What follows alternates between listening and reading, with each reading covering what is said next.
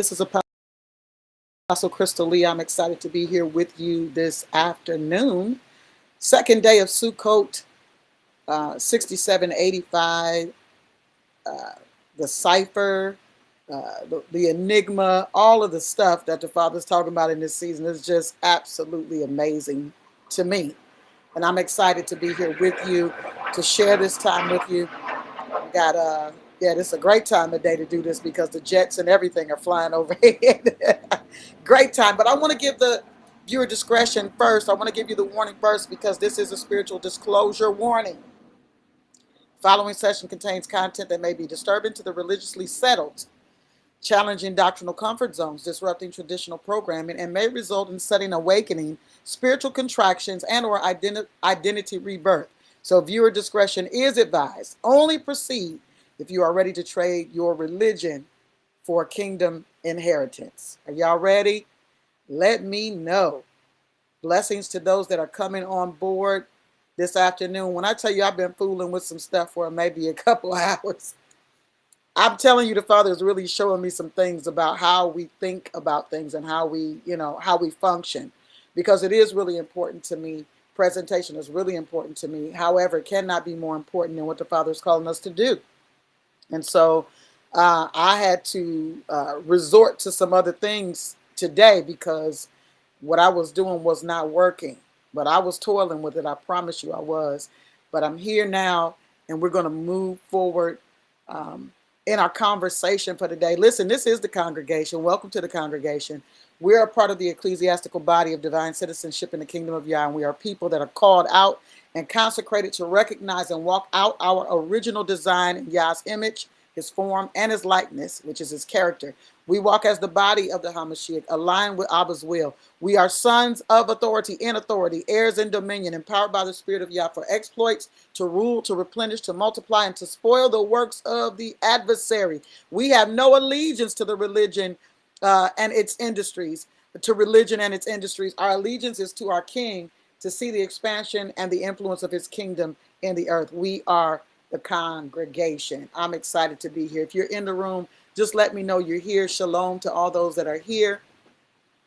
Tomorrow we will have some of our guests will start coming on tomorrow. We are laying foundation right now, and we're in this time just to hear what the Father has to say. What is heaven saying to the sons?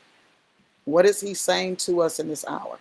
We got to know what that is. And this is what Enigma is all about, the secret things. This is what Cipher is all about, the coded things. We got to identify how to decipher the things that the Father is revealing to us. We have to understand that he's calling us into a place, not just for surface level conversations, but to reveal the mysteries of the kingdom so that we are positioned and aligned properly to execute and to be his expression in the earth concerning the things that he is saying.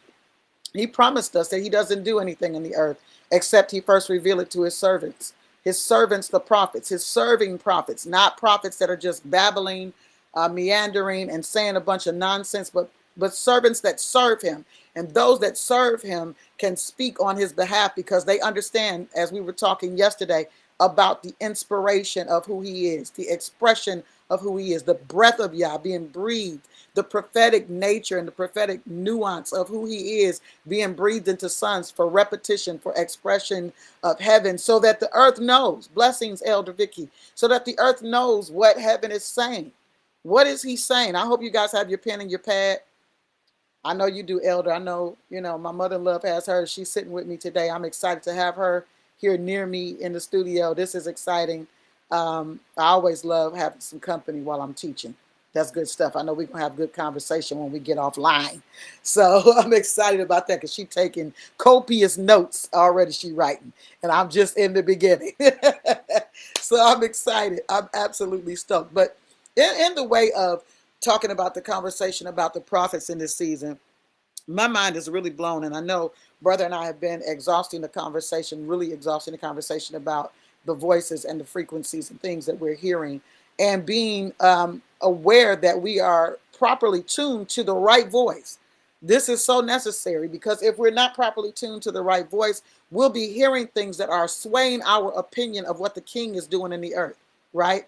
And if our opinion is swayed about what he's doing in the earth, that means we've accepted another conversation. It's the same situation, different day. Same way, same method that the adversary does what he does, just a different generation. It's the same thing, having these convincing conversations with people so that we are minimizing what the Father is doing. And the reality of where we are right now is that we're in a prophetic space where we're seeing the things that we've been saying over the last 10 years. We've seen it. Elder Vicky, came across a post that I posted in 2019 when we were talking about the T cells, when I was teaching in intercession about the T cells. We were having science class in intercession, okay? This is what we were talking about in 2019, the T cells, the fighter cells, and how the body works and how to boost our immunity and how to protect ourselves from what was coming. I didn't know what was coming, but the Holy Spirit knew what was coming. But what I came across today, Elder, was a post that I put up about the storm is coming. It was in 2019. It was May of 2019 when I really started tuning into something's happening. When I started talking about the nor'easter, or was it the nor'wester, one of those things, when I started seeing things in the sky, and the Father was showing me visions of things just using the clouds. And I started having conversations in our in times of intercession. And I was just amazed at the fact that I came across that thing and saw that there's a storm coming, and how the Father was talking about us being prepared for the storm. Matter of fact, I'm going to pull it up because I want to read it to you, because I think it was really prophetic that I saw this, because he always likes to he likes to give a witness to his word. He likes to give a witness to his word. And I think that is really, really important when the Father gives a witness to his word. Let me see if I can find it. I don't know. Oh, I think I reposted it on my page. I did. So let me pull it up. When he gives a witness to his word, he's speaking to the time that we're in and the fact that he is now preparing for us. Things have been prepared for us to now see it visually, not just say it, not just identify it from a spiritual place, but actually see the physicality, the manifestation of what he's doing. So I'm excited about that. You know what? It was so funny because I was so frustrated. I was frustrated when I first started using this platform again, Restream, and I was just trying to identify what would happen if I don't pay for it, right? And the Father began to show me ways around it, but I'm going to get back to what I was going to say.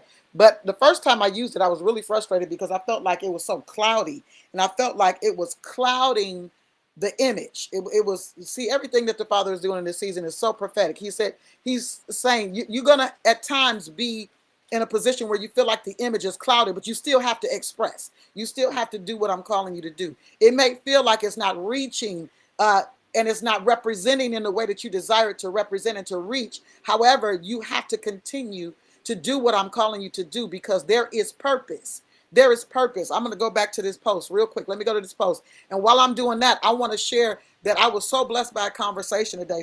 One of my people gave me a call today.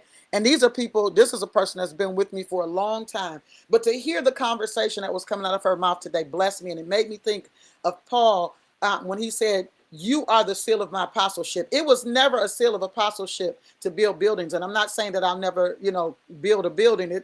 It's likely going to happen before it's all said and done, because there are things that I'm called to both in the marketplace and spiritually. But however, let me say, however, that is not the mark of an apostle. That is not the mark of a leader, how big a building you can build, how many seats you can fill. When I tell you, when I listen to the people that I have led over the years talk back to me in this season, I'm absolutely amazed. And I'm listening to this conversation with someone that has been connected to me and being discipled by me for years. And it almost brought me to tears listening to her talk. As a matter of fact, it blew my mind, because something that she said today were my exact words. She didn't know that they were my exact words, because it's been so long since I said it. But now in this season, my exact words came up out of her. She said, I heard it so clearly. This is what she said to me. She said, I heard it so clearly. She said, what you don't water will die, and what you feed will live. She was talking to me about this place of not that feel good thing. She said, feel good or get you killed. She said, everybody's trying to feel good. She said, but the reality is, if it's not God, it's not good anyway.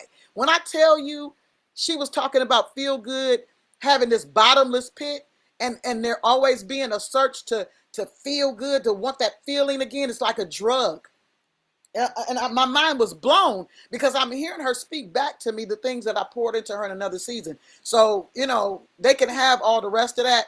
I'm satisfied with what I am seeing in this season, and the fact that I'm hearing what my expression come out of the people, not even just the exact words, but my expression in their tone coming back to me is blowing my mind. So this was the prophetic alert. I'm going to read it, and then I'm going to read the opening, because it is a prophetic charge. It's a prophetic declaration to the sons in this season, and to any that have ears to hear, that have not come into the fold but are yet called to be in the fold. This was a prophetic alert, May 21st, 2019. It says prophetic alert.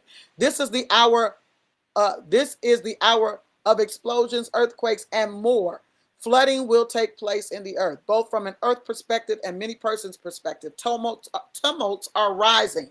And so here's the first thing I want to say before I finish reading this, because people take everything that they see at face value. They don't understand that sons speak from a different place. We don't speak from just surface. We speak in layers. And somebody just said this to me the other day. They were like, you are like an onion. It's a constant peeling back of something. This is how it works with the sons. It's a constant mystery. It's something that's being unveiled constantly, because we are sons of the Most High. It's no way you'll be able to identify everything by just the first conversation. You got to sit with that conversation for a minute. When the Father speaks, you got to sit with that. You might have to sit with something that you saw or something that he said for years. And every year you're peeling back another layer of what was spoken. What I know is that he began to declare that not only were there natural occurrences that were going to be taking place, but these occurrences are going to be also spiritual occurrences. That's why he said tumults are rising. The occurrence of these things from the perspective of the wicked will be devastating. But Yah says to his sons, be confident and be aware. This is so crucial, because anytime there's something happening in the earth that seems like it is diabolic in nature, people start getting scared. They start want to try to figure out what they need to do. But there is a secret place, and we're going to talk about the secret place a little bit today. There's a secret place that if you're in that secret place, then you can be confident and you can be aware that these things are not for your devastation, but instead your revelation. Why are they being seen? Why are they being told? Because it needs to be revealed to you what the Father is speaking, so that you will identify the alignment that you're being called into. He said, for I am revealing to you what's hidden beneath surfaces, the breaches that exist in the foundations of the earth and in men whom have presented a false face to act out all of their vileness in my name. I just started out talking about the prophets, and I want to talk a little bit more about that. My goodness, because I got invited to something that my mind was blown, that people were just so accepting of. It blew my mind.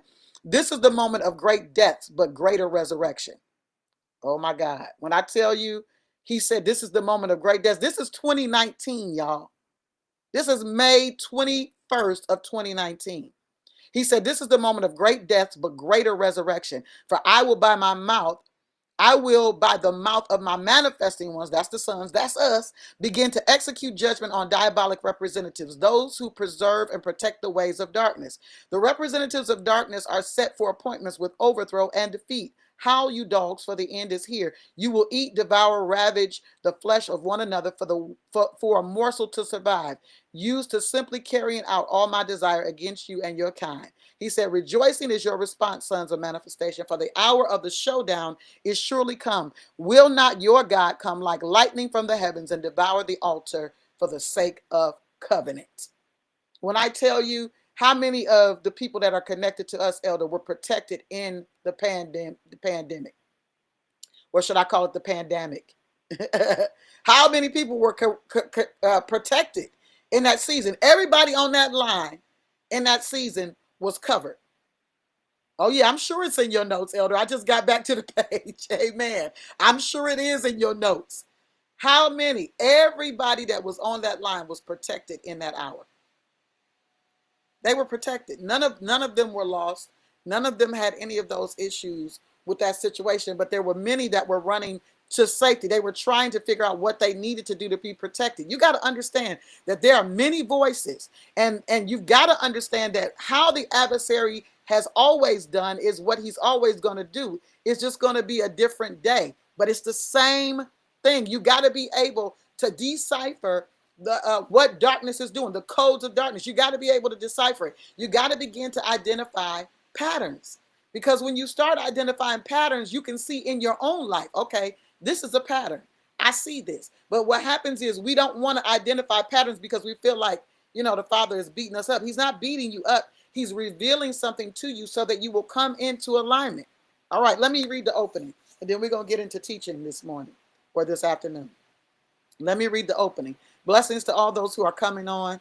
Thank you so much for taking the time to come and sit with us during Sukkot, second day, 6785.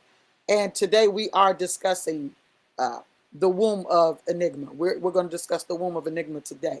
This is the opening, and I need you to take copious notes. I think I did put it in the description section on the YouTube page as well. Please go and look at this. Please go and dissect it. Please go and reread it, because as I read it, there's some points that'll be standing out to you right now, but when you reread it, there are other things that'll be standing out to you. This is a prophetic word to the sons of Yah. All right.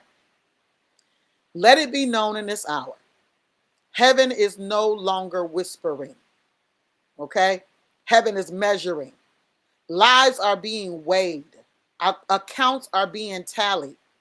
Your posture is no longer a suggestion. It's a requirement. Something has grown in you, people of Yah, and the Spirit says you will not sit on it any longer. I don't care if it is diabolic or if it's divine. You can't sit on it any longer. This is not pregnancy for pleasure, and this is where people get a lot of things mixed up, because they're thinking that pregnancy is just about the pleasure. No, this is pregnancy for purpose, and purpose demands a posture. Do not call it warfare when it is labor. Whoa, this is so important. A lot of people are struggling because they're trying to figure out, well, I don't like this and I don't like this and I'm not comfortable with this and I'm upset about this. He said it's labor. When a woman goes into labor, that's not warfare. It does hurt. It is challenging. It requires something out of her, but it's not warfare. Do not call it attack when it is extraction. You got to know the difference between an attack and an extraction. Something being pulled out, right? Something being removed. This labor is about something being extracted as well, right? You're giving birth and something is being extracted, but you don't see the birthing space as warfare or an attack. It's labor and extraction. He said, for I am separating what is mine from what you have borrowed. I'm separating what is mine from what you have borrowed. I'm sanctifying the womb. For corrupted chambers cannot birth eternal things. Did you hear what I said? A corrupted chamber cannot birth eternal things. Now, you do know that the reality of bloodline stuff is what we're looking at every day, right? And people don't even understand that planning a baby or planning to produce is more valuable than just doing it and just, oh, I had a baby. No, when you plan to produce, you get your body prepared for that. You take certain supplements. You're eating a certain way. Why? Because you are putting a demand on your body to transition or to transform into a chamber that is fit for this child, because what you are carrying, you're going to transfer.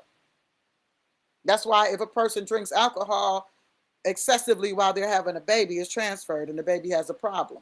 If they're addicts or, of any kind, drug addicts or whatever, that's going to transfer to the child. So it's more important that you understand, if you never planned for a baby and you just had one, that's fine. But when we're talking about spiritually in labor, spiritual extraction, when we're talking about spiritual wombs, you have to be prepared to birth, right? And you've been being prepared. I constantly am discussing this scripture in this season. Let the wicked be wicked still and let the righteous be righteous still. Why? Because this is the hour that the Father is weighing all of these things in the balance. He's saying the sheep go over here, the goats go over there. This is a time of separation. So hear the decree of Yah. A body must be prepared for what it will birth. If you will not sanctify the vessel, I will shut the womb. I hope you heard that. He said an unsanctified vessel is not going to be allowed to produce. If you will not guard the bed of your soul, I will not plant the seed. We talked about this the other day about the bed being undefiled, and most of the time people are talking about the bed being undefiled. They're just relating that to marriage. But when you realize that the relationship between us and the Mashiach is a representation of marriage in the earth, is what it should look like, right? Then that makes you see things differently.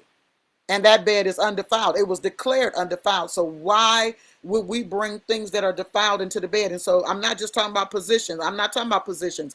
I'm talking about a position of the heart and the mind. You have to question where everything you do comes from. Because if you don't question where what you do comes from, then you risk contaminating or defiling the thing that the Father has deemed undefiled. That's not just for your marriage bed physically. That's for the spiritual bed. He's saying, listen, we produce here. There's something that has to be produced in this relationship. And if the undefiled space that I'm deeming undefiled is constantly defiled, which you'll see as we read some of the passages that we read today relating to Israel, then you don't protect the thing that I have deemed undefiled. You are defiling it. Thus, you are corrupting the thing that I'm calling holy. And he has a problem with that. Bloodlines will repeat, whether they are diabolic or divine. This is a thing. This is just what it does. Until a son steps to the gate and says, and you guys have heard this conversation. I believe we even had a little bit of this conversation in Pentecost, right? In Shavuot. Until a son steps up and says, it stops here. This is it. You draw the line. You say, no, I'm the divine pivot in my household. I'm the divine pivot in my family. I recognize these patterns and I see these things that the adversary has done and is doing, and I'm stepping up to the gate. You know what the gate is about, right? The gate is where laws are made. That's where government is issuing out decrees. The gate is the place that is the opening, right? It's the place also where things are being prevented.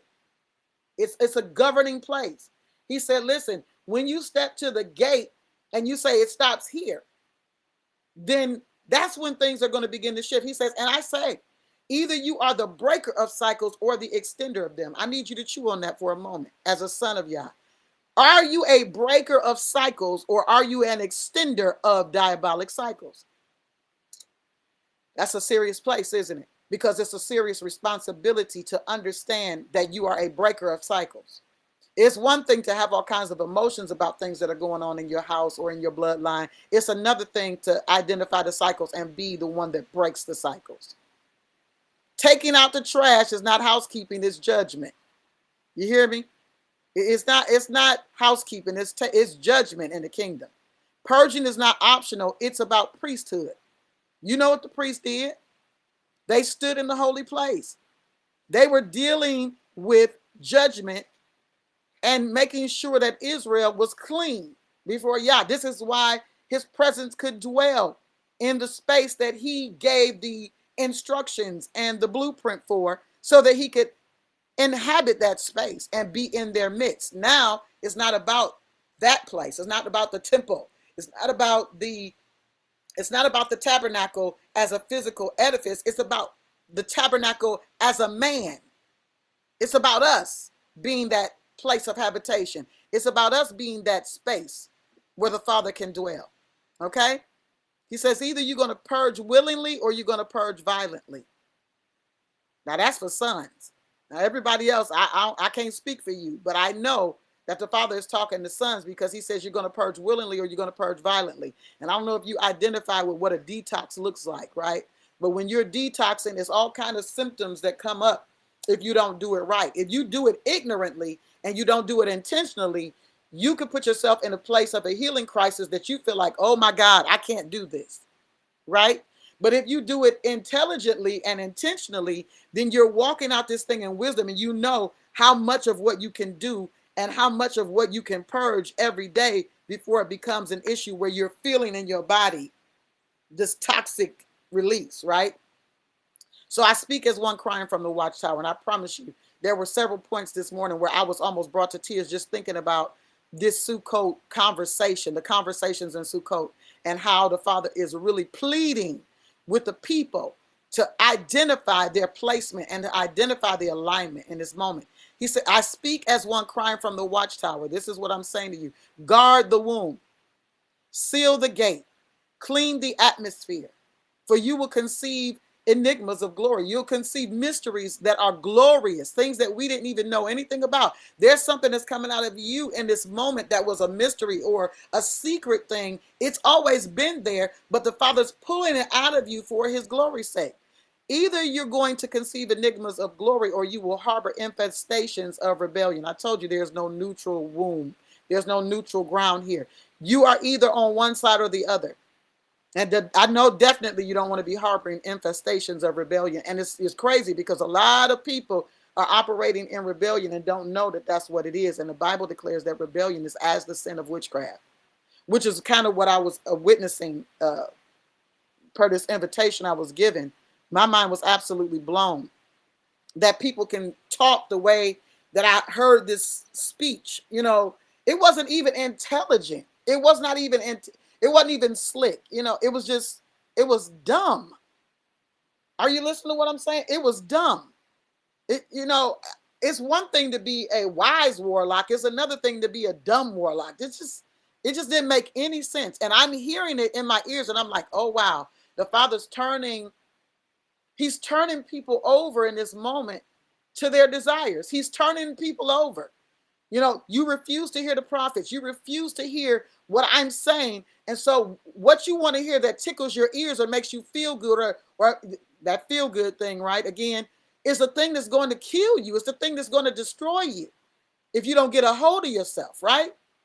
If you don't come out of the space of rebellion and just desiring to hear what you want to hear, you'll never be the person that identifies this glory that I've hidden in you, this space that brings me such pleasure. You'll never come to that place. Therefore, you'll never produce the thing that I designed you to produce. So the word of the Lord to you today is choose now.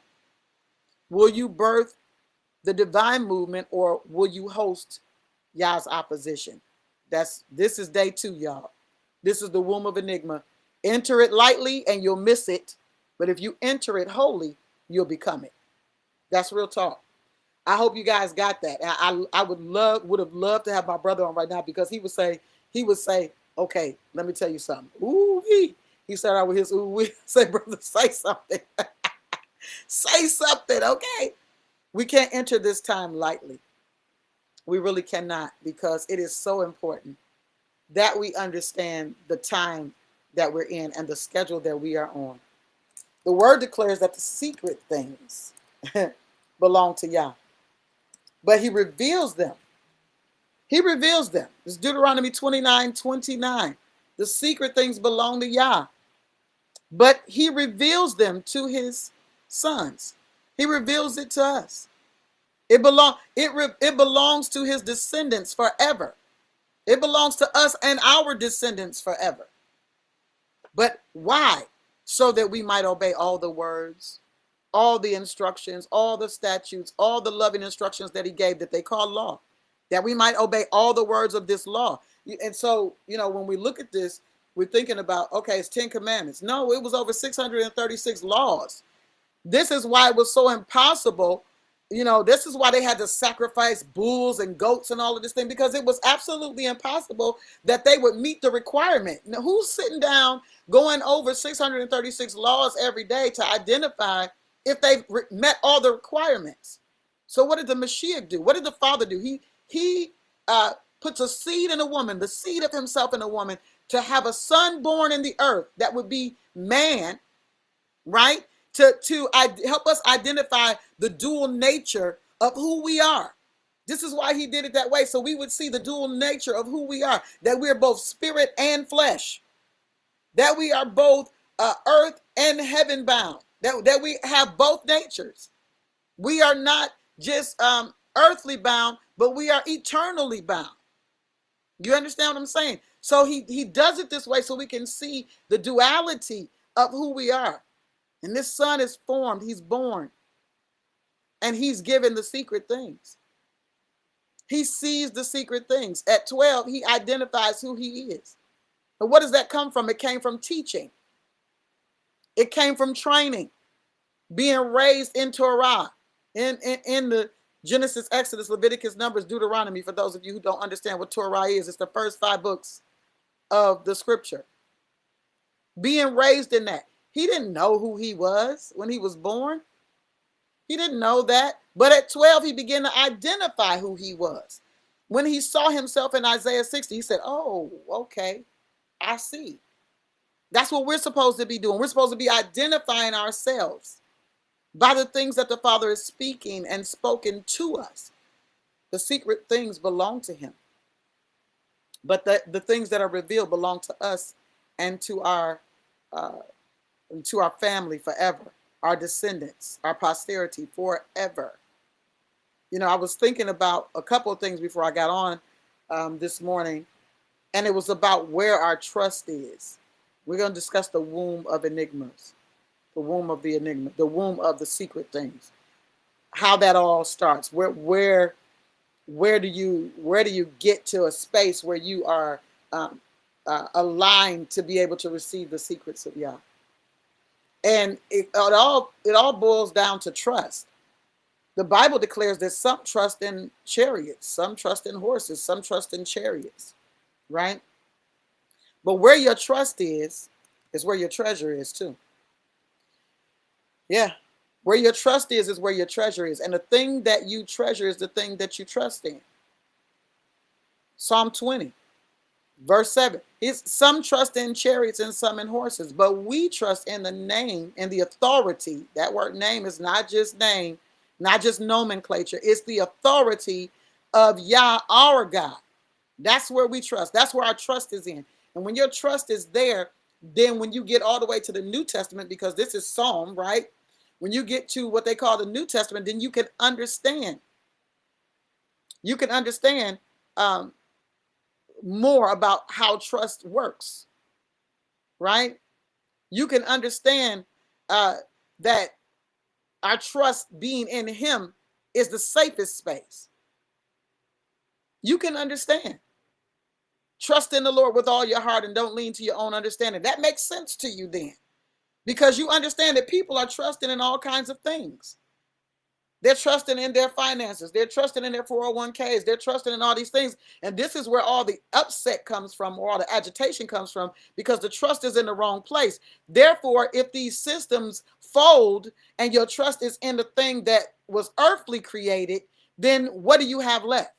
But if your trust is in the one who saved you, your trust is in the one that created you, then you recognize you're never going to be without. So it don't matter what they do in a beige house, a black house, or a white house. It never matters to you, because you're under another authority. You're in another kingdom. You're under another government. And when you switch governments, then you're not concerned about what they're doing anymore. What you are seeing is simply for you to identify what you are called to answer in this moment. What is it that you're called to answer based on what you're seeing? Not get in a space of worry or concern, because if this person do that, then if that person do that, it's not going to matter for a son. Because the ones that dwell in the secret place of the Most High abide under the shadow of the Almighty. It doesn't matter if we are walking through valleys of shadows of death. We don't have any fear of evil or wickedness or darkness, because the Father is with us. He's got a rod and a staff. His rod and his staff comfort us. His authority and his ability to pull us in and to bring us into the spaces that we need to be in by his power. That's our comfort in those times when all kinds of upheaval is happening. It's so important for us to be able to identify the space that we're supposed to be operating in. What do you trust in? Are you trusting in your ability to work a thing out and then ignoring what the Father is saying? This is the answer. And yeah, I don't want to do that though. He's saying, listen, your alignment with what heaven is saying is where your blessing is. The more you fight alignment is the more your adversary, or this adversary of finances, or this adversary of sickness, or this adversary, all of that's going to fight as long as you're not aligned. But the moment you start aligning, you'll notice, because you've already had, anybody that's listening to me, you've had those spaces or those bouts where you were well, or where you found breakthrough, or where something this light of revelation came to you and you're like, oh, no, I was doing good. And then, right? I was doing well. And then he was showing you tenderly his love and kindness. He was showing you, no, you don't need all the things that you think you need to be well. It's just the things that you've been convinced of that you think you need now, because you've been convinced that this is what you need to be well, right? I was thinking as well about this idea about colonization. Now, where's this coming from? Because the things that we listen to are the things that we're going to adhere to. If we hear it over and over and over again, we're going to adhere to the things that we hear, because faith comes by hearing and hearing and hearing, no matter what it is, whether it's the word or whether it's something else. Anything that you hear and hear and hear, you're going to begin to identify some kind of connection with that, right? Which is why they play the commercials back to back. I've seen certain commercials, especially drug commercials, they starting to play those, double playing. I'm playing it once, then I'm going to play it one more time back to back, because I want to reinforce something for your hearing, right?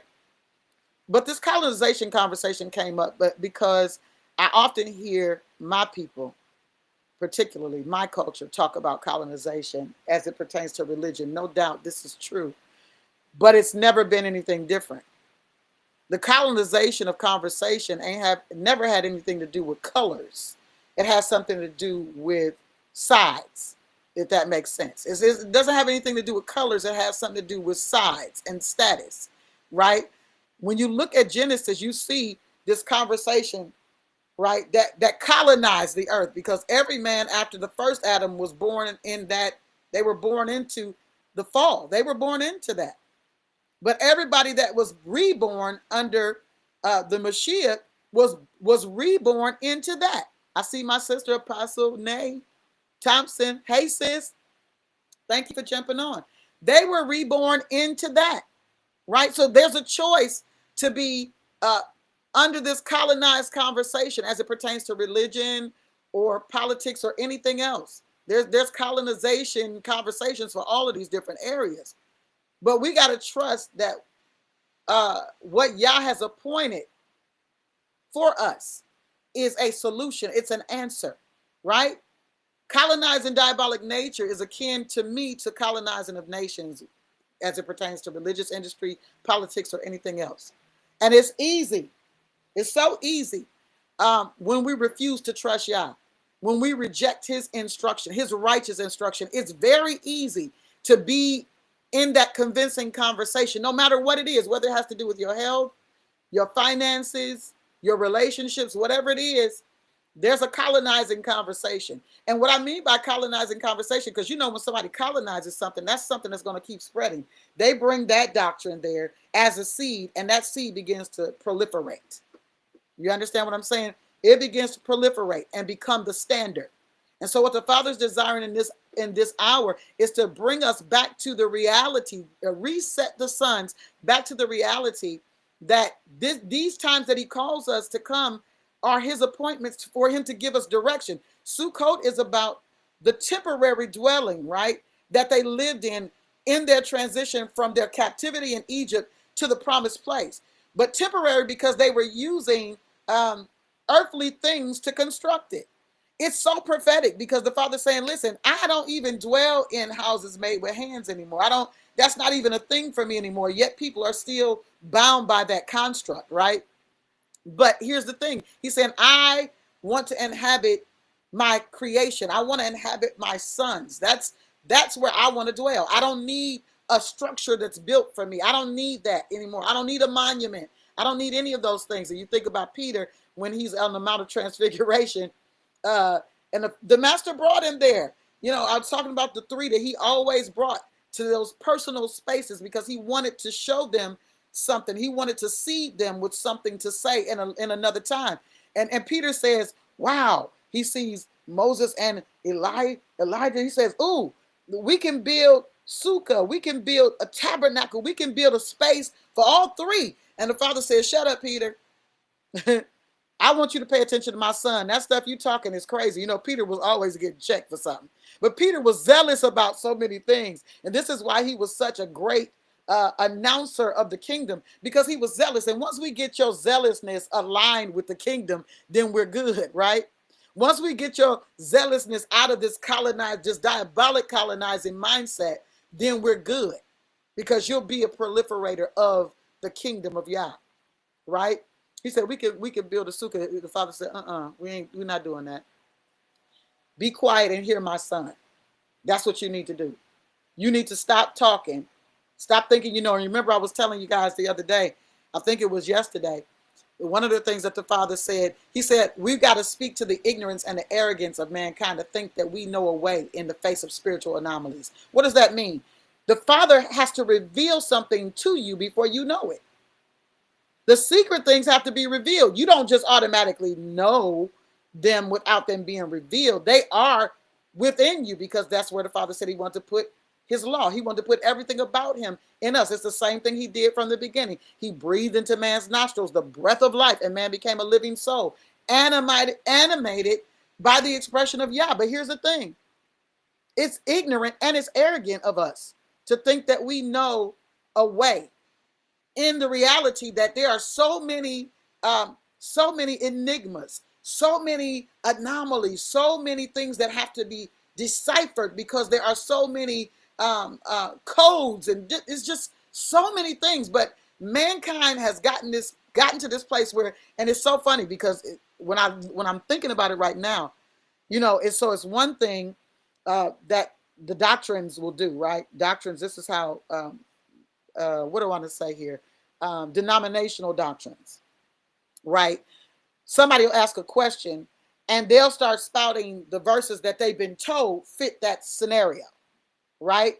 But the verses that they're using are not the solution to the scenario, because upon further study, you recognize that what they're massaging the verse to mean is not even what it's founded in, right? But because someone told them, they are now colonizing this same conversation and proliferating this darkness, which is why the people are in darkness and not identifying light, because they keep hearing these same conversations. Yet, this is where the place of mixture comes from, because even though people are going to church, even though they're hearing messages, even though they're, trying to go to conferences and do all these things, they are yet still confounded, because truth is not always what's being heard.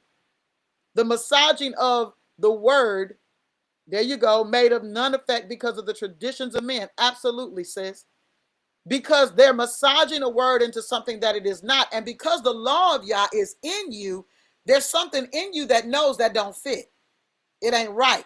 But because it's the way you've been trained, you accept this because it's the way I've been trained and I'm comfortable with this. I told you, the woman God told me today, this is one of my people. She said, I'm learning, Apostle. She said, sis, I'm learning that feel good will get you killed. Feel good it'll take you up out of here, because people are looking to feel good. So we want to keep hearing things that make us feel good, things that make us okay. But the thing that's trying to make you feel good is also blinding you from the reality of truth that's going to bring you into freedom. It's blinding you, right? And so it's amazing to me. It's absolutely amazing to me where we are, as we are rejecting the righteous instruction of Yah, because we want to hear something else that takes the responsibility or the onus off of us to do the work. It's work that has to be done. Sis, emotions will send you straight to hell. I'm telling you. They will send you straight. No ticket necessary. Gasoline draws, okay? I'm telling you. And the thing about it is that people are so connected to that space of emotion. So connected. Itching ears, needing to hear something, absolutely, needing to hear something that makes them feel good, again, to take the onus or the responsibility off of themselves, because the truth of the matter is you cannot have a relationship without relating. How can you have a relationship with somebody that you don't relate to? It's impossible. Let's go to Jeremiah chapter 3 for a moment. I want to read a couple spaces in Jeremiah today.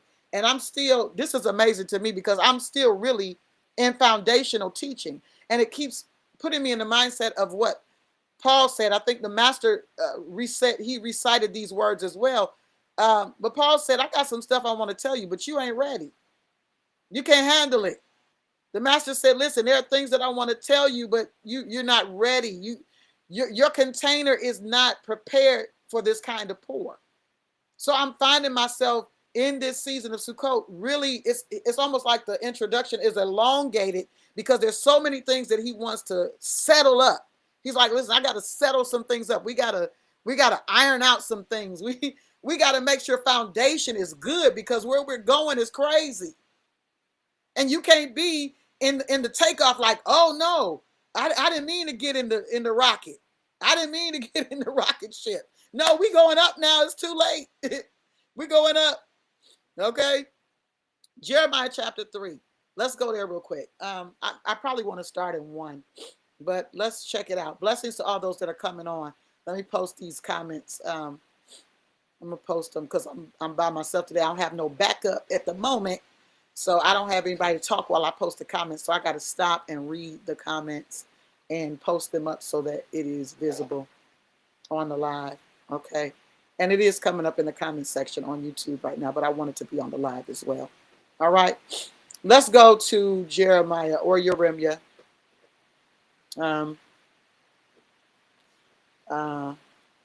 Yeah, before we go there, I want to just read these words to you that the master gave because I meant to read them when I first came into the broadcast in John chapter 14. He said this, now I've told you before it happens. This is so critical.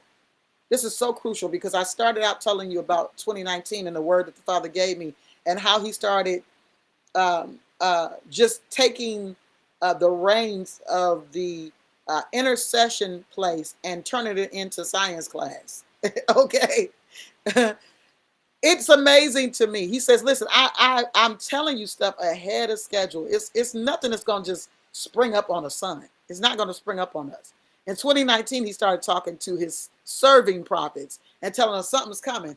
Lock everything in. You know what happens when you go to places like Florida and they have those, what do they have there, Ma? They have hurricanes, right? Well, there's some stuff that you can prepare for, but it's other stuff that you got to be prepared for, right? When you hear those sirens, you only got so much time, depending on what it is, to get yourself situated and to follow whatever the instructions are. And see, this is what's going to mess up so many people in this next season. If they're not clear and they're not hearing the voice of the Father, if they're not tuning their ear to what he's saying, that's going to be their biggest struggle because the sirens are going to go off and then instructions are going to come. But while the instructions are happening, there's going to be so many other things taking place that the distractions are going to keep you from hearing the instructions, right? But with a hurricane, they got time to get ready. But here's the truth. The time to get ready was way before a hurricane hits, way before it hits. So they got supplies. They got all kind of stuff at the crib to board up the windows.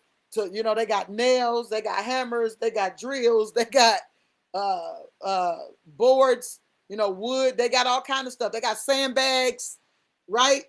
They're not waiting until the siren happens in Florida. If you live in Florida, you're a fool if you don't have the supplies and are prepared for a hurricane. And you're even more of a fool when you don't know when hurricane season is. Are you hearing what I'm saying?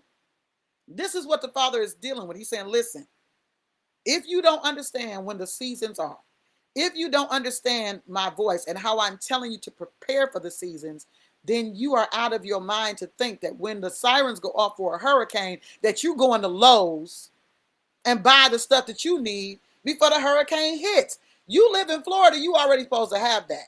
Come on, wise virgins. Come on. Come on, wise virgins. Tell us how it works.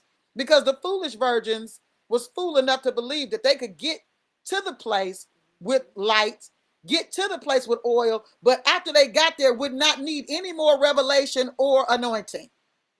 No more light, no more oil is necessary. Yet I'm saying I want to go to the wedding feast, the wedding supper. It's impossible.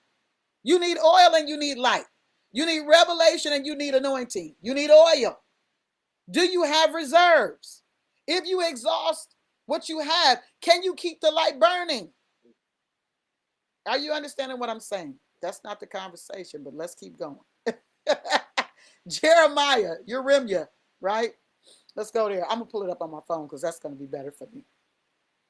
Let me stay focused. Man, it's so many layers of things, right? It's one thing to be a recipient of information, but when revelation is involved, then transformation is inevitable. You hear me? It's still people trying to be leaders of information. They're leaders of information, but they're not leaders of revelation. So people are not being transformed into the image of Yah. They're not being transformed into the sons that see and that say and that are able to declare and decree and make judgment calls on what's going on in the earth. So when they see things happening, they're often put off by it. They're often upset about it because they don't understand that these things must come and then the end. It's things that gotta happen before the end comes. So how would we get upset about the things that must happen before the end? It doesn't make sense. The thing that we must do is identify our alignment with what the Father is doing, our alignment with what He's spoken to us, so that we walk out the purpose that we are persons. If you're not walking out your purpose, the purpose of your person, then this is where you're going to be put at a disadvantage. Let me go to Jeremiah. Let me go there because I want you to see this so that you'll begin to understand the womb of enigma, the womb of the secret things. You'll be able to understand it. Because what is the womb of enigma all about? It's about identifying the foundational things that create things that we wouldn't have even imagined. It's foundational things that create things that are unimaginable. I mean, think about the fact that we're talking on a computer right now. This started Morse code right? I'm gonna go back to Morse code because before that it was pigeon carriers. Okay, but let's just go back to Morse code for a minute. Morse code is a foundational space for what we're doing right now. It was transferring across the wires to another space, to another place, but it required towers just like it requires now. But now we have a thing that we can actually hear the voice and not have to decipher the code. Are you hearing me? I want you to see the progression. And this is the same thing that happens in the spirit realm. This is the same thing that happens with kingdom things. There is a progression of a thing. It starts out as a seed, but it progresses into something. I told my brother, he'll be on with me, I believe, tomorrow, as will, I'll have two brothers on tomorrow, that people ignore the patterns. They ignore things. And so if we don't deal with the conversations, these diabolic conversations on the serpentine level, then they grow into dragons, right? So they use these terminologies for us to see the progression of a thing. You know, the serpent level is easier than the dragon level. Serpent level might just be oppression. It's just an engaging of conversations. It's a temptation. It's this, that, or the other. But dragon level is you're inhabited. Dragon level is the man of the Gadarenes. Okay, that's dragon level. It's gonna need something above it. You can't just say, "Oh, I'm feeling like something is bothering me. I need to step to a leader or somebody that I know understands deliverance." No, you don't know. Somebody needs to step in for you on the dragon level. You understand? Because that's going in the direction of Leviathan, and it ain't no space in between the fins. Okay, there's no place for any breath to get in, no air to get in. This thing got to be taken down on a whole nother level. But on the serpent level, if you're dealing with darkness, you can address that thing. But that, teaching is when you have teaching, when you have training, when you've been discipled, that's easy to deal with. The master dealt with that on the serpentine level. He dealt with that when he was in that fasted place and he was being challenged by the devil, right? That leads me to this conversation too. We're going to Jeremiah 1 still, but I'm often clarifying this thing, and you guys will understand the clarification even deeper when we get into the conversation about the Satans, right? Because Satan is not a name of a person, a name of an entity. It's a position, it's an office, right? It's not the name of an entity, it's an office. And so there are Satans, and I'll prove it to you throughout the week. But when we start talking about devil, even the world can identify what devil is. Because you remember on the cartoons, this is the best picture I can give you of devil. You got the angel on one shoulder and the devil on the other. Okay, what is this about? It's about what's going on in your head. It's about what's being presented to you by way of conversations. Okay, wasn't nothing leading the master by the hand into no space. This was stuff that was going on internally with him. He knew, he understood, he was beginning to understand his authority. And now, in that understanding of authority, here comes this adversary. Here comes what the nature of man. Here comes the nature of man to rise up and say, oh, we could do this another way. We could shortcut this. This adversary that was in his mind said, I could give you all of the glory of these kingdoms. Now, see, that's throwing religious people off because they like, you're not going to tell me that the master was listening to the devil. Okay, we'll read it again. Let's identify some things here. The word says that he was a man, that he was tempted in all points like as we are, yet without sin. Correct? Okay, so if he's not tempted in all points like we are, then how can he be sacrificed and become a final sacrifice and atone for, in other words, trade places with us if he was never us? If he was never us, that's impossible. You know, I don't care what you cook up in your non-spiritual mind. The Father had an intentional, strategic way of doing what he did, and it was purpose, because you can't deal apples to oranges. You got to deal apples to apples. You got to deal with things according to how they need to be dealt with. You can't deal with Adam without Adam. Are you hearing me? But the second Adam had to be one that was born of the seed of the Father, not just by his hands. He just changed the way that he created a son. Right? That's all he did. He changed the way he created a son. But what do? We change only begotten into something that's a doctrine. And it's like, what are we doing here? All it's discussing is the way he was born. Why was he born that way? Because the Father wanted us to understand seed differently. He wanted us to understand, you are my seed. But the way that you come into the relationship is by following the way of the Son that I brought through seed into my presence again. He's the one that's going to bring you back to your natural state, back into the correct seeding position. Right? Man, oh man. Okay. Let's do this. Let's do this. Okay. Where was I? What was I going to say? I was going to Jeremiah, but I was saying something right before I was dealing with Jeremiah, but we're going to go to Jeremiah. The Holy Spirit will bring it back up if it's necessary. He'll bring it back up. Jeremiah chapter 1. Let's go there. And the Father's delivering the earth from diabolic conversations. He's delivering the earth from the lie. He said the whole earth is filled with my glory, with my doings. That means the things that are not a representation of his doings have to be dealt with. That's why he said judgment begins at his house first. Somebody in trouble, right?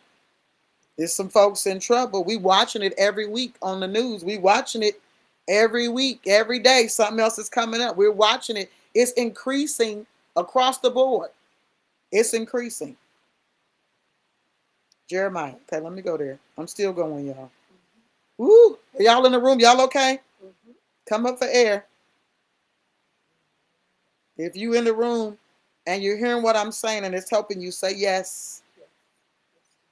Yes. Say yes. See, my mother-in-law knew that was yes to him, not yes to me. See how that works?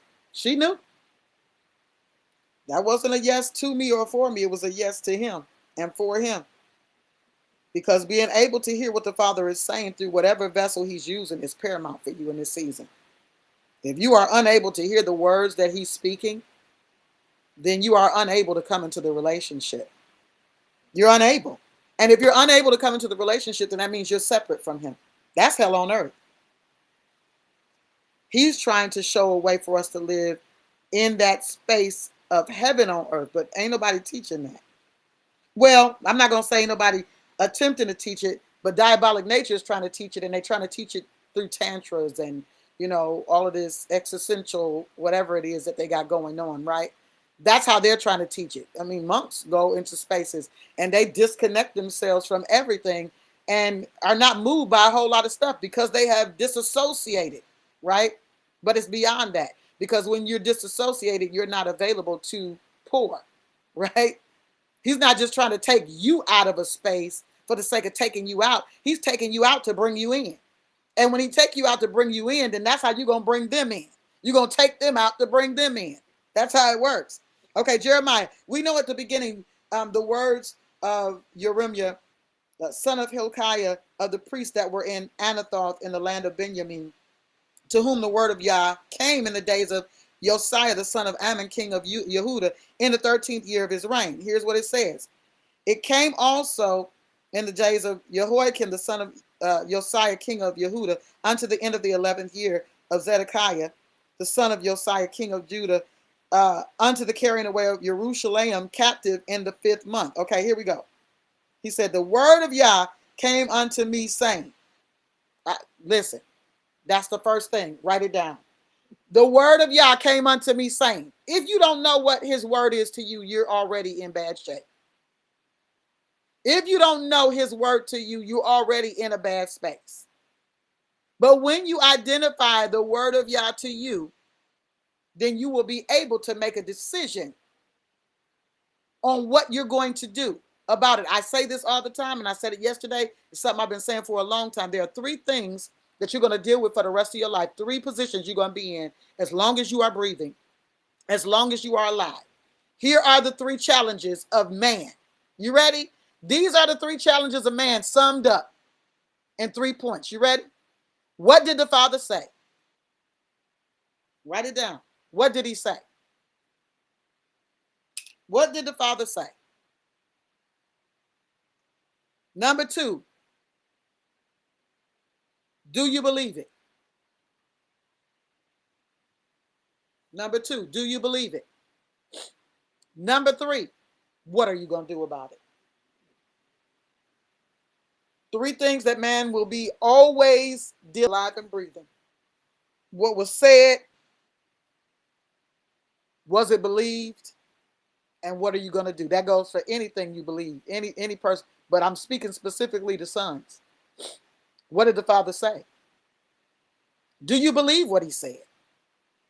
And what are you going to do about it? Because if you believe what he said, then all the other things don't even count anymore. The anxiety, the worry, all this stuff, it doesn't matter. It has no place with you. Ask Job. Ask Job. Right? Job was a righteous man. Otherwise, he was. He was one that sought the heart of the Father. He was one that wanted to do the will of the Father. He was made wealthy, one of the wealthiest men in his region because of the relationship. However, the moment fear became his focus and he began to act out of that fear, you're going to understand this even more so as we begin to talk about the Satans and the roles and their conversations and how they influence things. And if we're not dealing with the serpent, then we're going to wind up with the dragon. You're going to understand it better. The moment he allowed fear as a focus, it opened a gate. It opened the door. Now, the Father wasn't angry with Job about this. He just knew he needed to realign Job. Some of you are thinking that the Father's angry with you because of the transitions or the changes that you're going through. He says, no, I'm not angry with you. I'm simply using what I need to use to realign you for the next place that I'm calling you to. I'm simply putting you back in the right posture for promotion. You're seeing it as an adversary. You're seeing it as something, that this is the devil. That's what, the church folks say. It's the devil. They classify everything as devil, right? This is darkness, is how I'm going to say it. Everybody's thinking that everything that they go through that doesn't align with how they feel in the moment or what they want to feel in the moment is darkness. Some of this stuff is a pattern of the Father constantly trying to get to you, to say something to you, to shift you into alignment. I'm going to prove it to you. As we read through here and you see how Israel is constantly being told through the prophets, constantly being told something to align them so that they can maintain the promise, so that they can maintain their location. Because some things are location related. Some things are geographically located. The blessing might be in another geographic location. I said this yesterday. Some of us are moving from one geographic location to another. Why? Because that's the space that the Father has designed to bless us. Doesn't mean that he won't take care of you where you are, but the true overflow is in the space that he's calling you to bless you. Ask Abraham. Ask Noah. Yeah. Ask Yaakov. Ask them, they'll tell you. Even when you think about Joseph, yeah, Joseph was young. He was green in a lot of things. He was green. He didn't understand the gift of interpretation. He didn't understand a lot of the enigmas, spiritual enigmas that were a part of, his bloodline. He didn't understand those things, right? But his lack of understanding put him in a position. Yeah. Threw him right in that well. His brother saved his life, but they threw him in that well and then they sold him and he wound up in another place. Well, somebody would say, oh, it's just such an awful thing. Yeah, but his lack of understanding and his lack of identifying things put him in a well because he needed to be transferred into a space where he could hear and see and become. Because in that space, all he could see was the visions that he was having. All he could see was, ooh, I had another dream. Ooh, I had excitement about the dream is not becoming the thing that has been seen. It's just excitement. And his excitement was pissing his brothers off because they were spiritually adept. They understood what he was seeing. Even his father understood the dream. That's what pissed the boys off. And like, are you telling me that we gonna bow down to you? Yep, it's gonna happen. But here's the thing. He wound up in this space that was designed for him. The geographic location had to change in order for him to become the viceroy of Egypt. He would not have come to that position without the geographic location shift. He would have not come there. Okay, let's look. Let's keep looking. All right.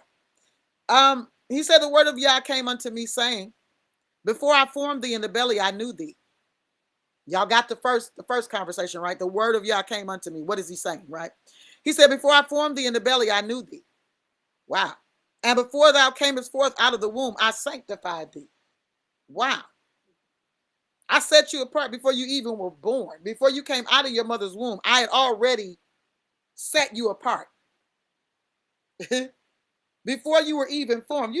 Baby's got to take formation in the womb. That thing look real crazy as it's growing too. I always say that's why it's covered. That's why it's in a womb and it's no peephole, it's no light, except for when they do the ultrasound, and we done made ultrasounds cute, but it still look crazy, okay?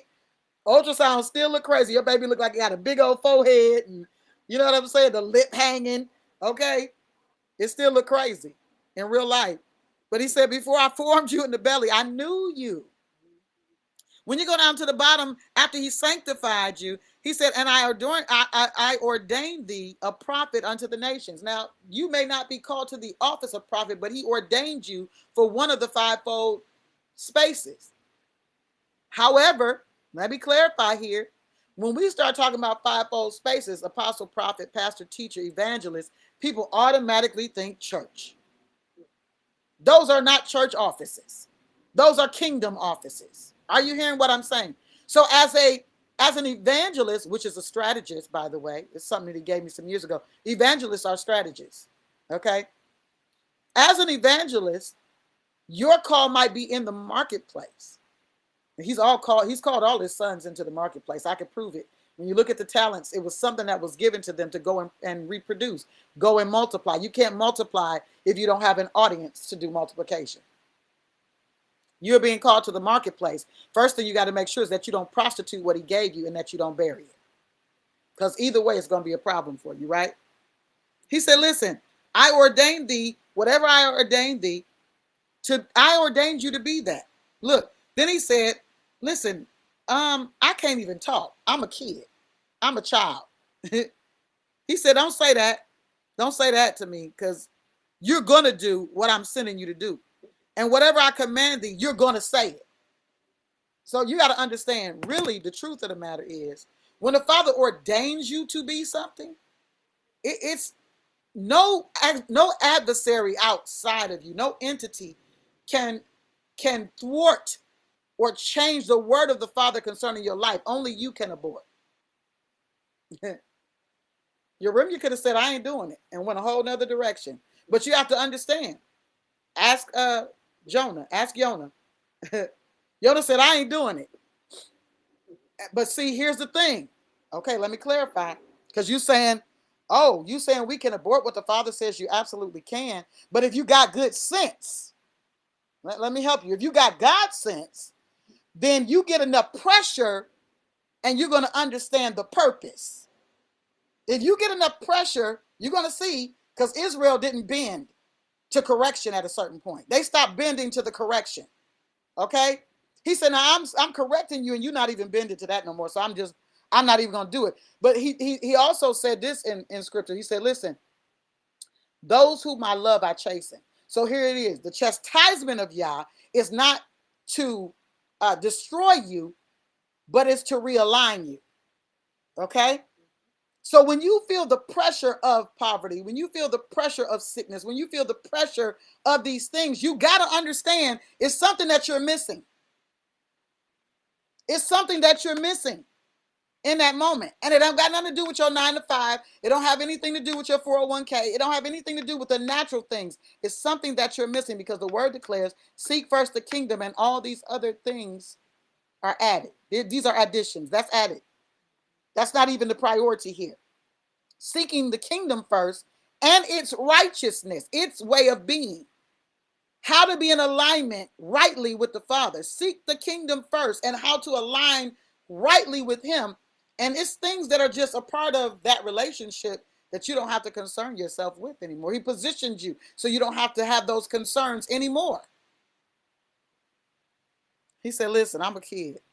They don't say that you're going to do what I tell you to do. But the problem is that most people don't understand that the pressure is not for their destruction, it's for their alignment. It's a purpose for the pressure.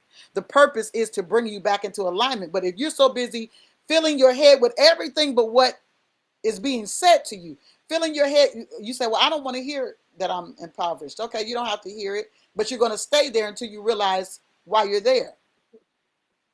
Father gave me a word years ago. He said, until you get the lesson, class is still in session. It's that simple.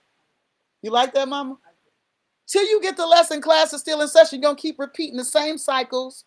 You're going to keep going through the same things over and over again until you get the lesson. And the lesson is in the secret place. How to decode these things is in the relationship. When you realize that you're like, this has been in my face the whole time. It's the craziest thing. You ever been looking for something? Looking all over the place. You'd have tore up a whole room only to realize that when you walked in, it was hanging on the hook. You'd have tore up the whole room looking for this thing. And it's on the hook when you came into the room. But you didn't look. You didn't observe first. You didn't look first. You didn't, kind of scan the room first. You were just intent about finding the thing and you didn't take the time, But that's a whole nother mindset, because when I said that, it made me think about the woman who lost the coin. She didn't tear up her house. She cleaned her house. Uh-oh. You see the difference in the mindset? You going in the room, tearing the room up, trying to find the thing that's on the hook. But had you cleaned the room, your eyes would have been drawn to the thing that you were looking for in the first place. I always ask the Holy Spirit, where is this or where is that? I don't know.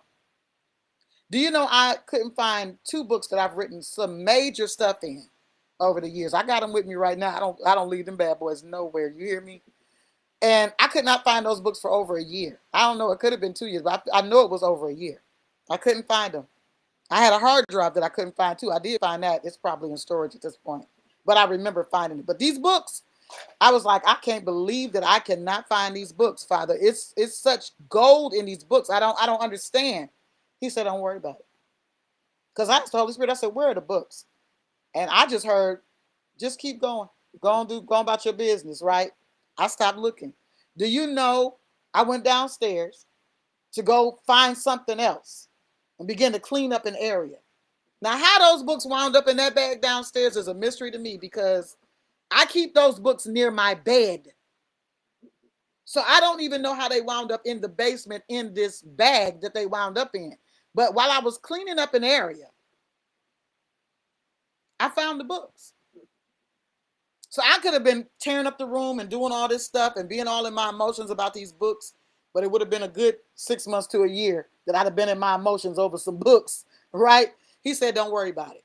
And when I went to go bring order to another space, I found the books. I found them. He said, listen, don't say that. He said, you're going to do what I tell you to do.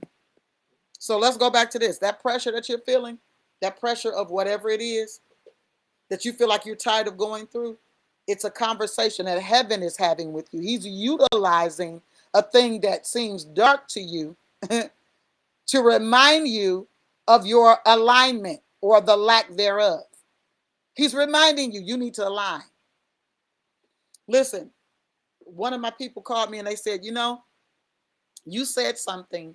It had to have been a month ago. I was in Detroit and I was at my family congregation space, and I was leading worship. And I said to the people, I said, you know what your problem is? Y'all don't follow directions well when heaven is speaking to you. You don't understand what it means to worship. You don't understand that means to put off all inhibitions. It's, when you get into the space of worship, it's a whole lot of stuff you're not worried about. I said, some of y'all won't bow your knee because you don't believe you can get up. But let me ask you a question. And I'm not a person that's a stickler on fold your hands, bow your head, get on your knees. You could pray or engage the Father from wherever you are. But there are certain postures that are necessary depending on the situation. You may need to lay out on the floor. You may need to get down on your knee because it's a sign, a prophetic sign of submission or humility, right? When I said it, she said, I heard you, sis. She said, I heard you. And she told me when I talked to her today, she said, listen, she said, I heard so clearly while I was engaging heaven to get down. She said, and I heard you saying it like you were standing there saying it again. Get down. Lower yourself. Humble yourself. She said, and she got issue with her knees now. I said, now, this is crazy. You think that you're going to engage heaven authentically, get down on your knees, and he not going to help you up? That's crazy.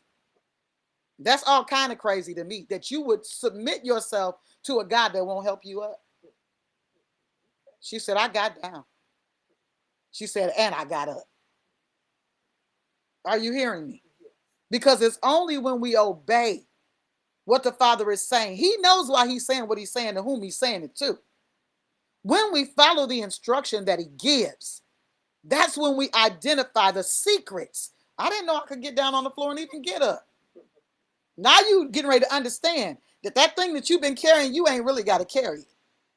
Now you understand I have authority over the thing that's been having authority over me, that I've given to have authority over me. I'm the one with the authority here.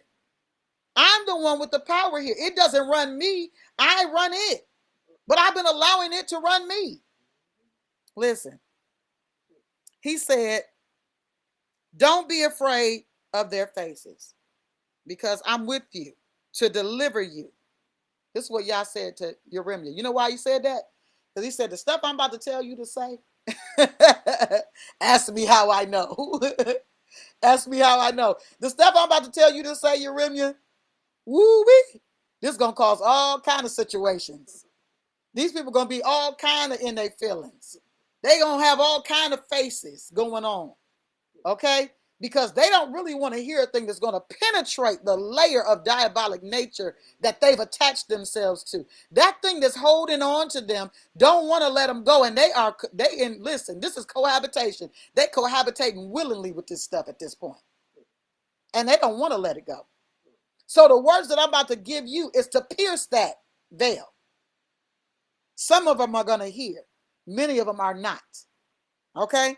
But I've given it to you to declare what I'm saying in that space, even if it come down to the fact that I'm about to destroy some stuff.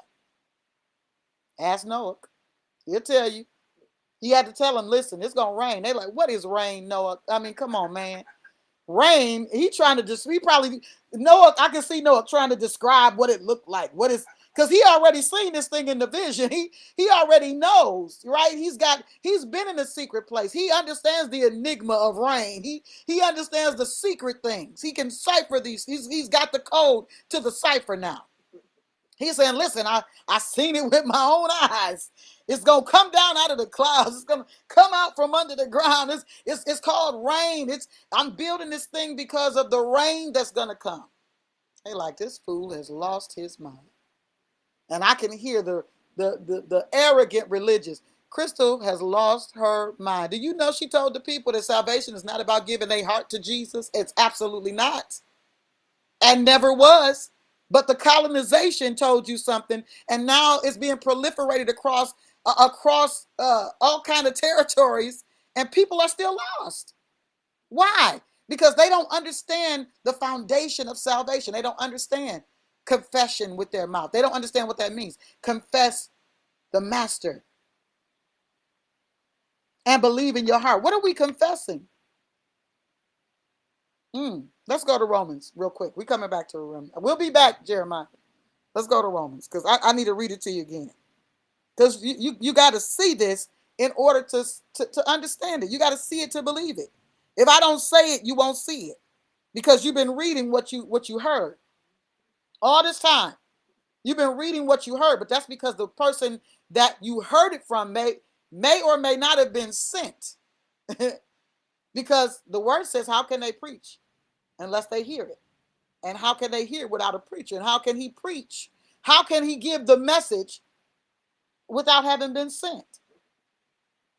Listen, we're going to go to Romans real quick, and we're going to come back to your remedy. Come on. Suspected spam, not now. Romans chapter 10.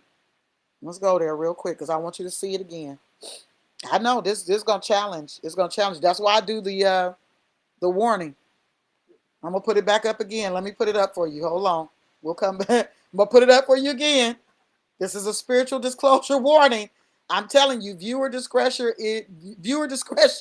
is advised, because you're either going to hold on to the religious ideologies that man has given you, or you're going to step into kingdom inheritance. It's no options here.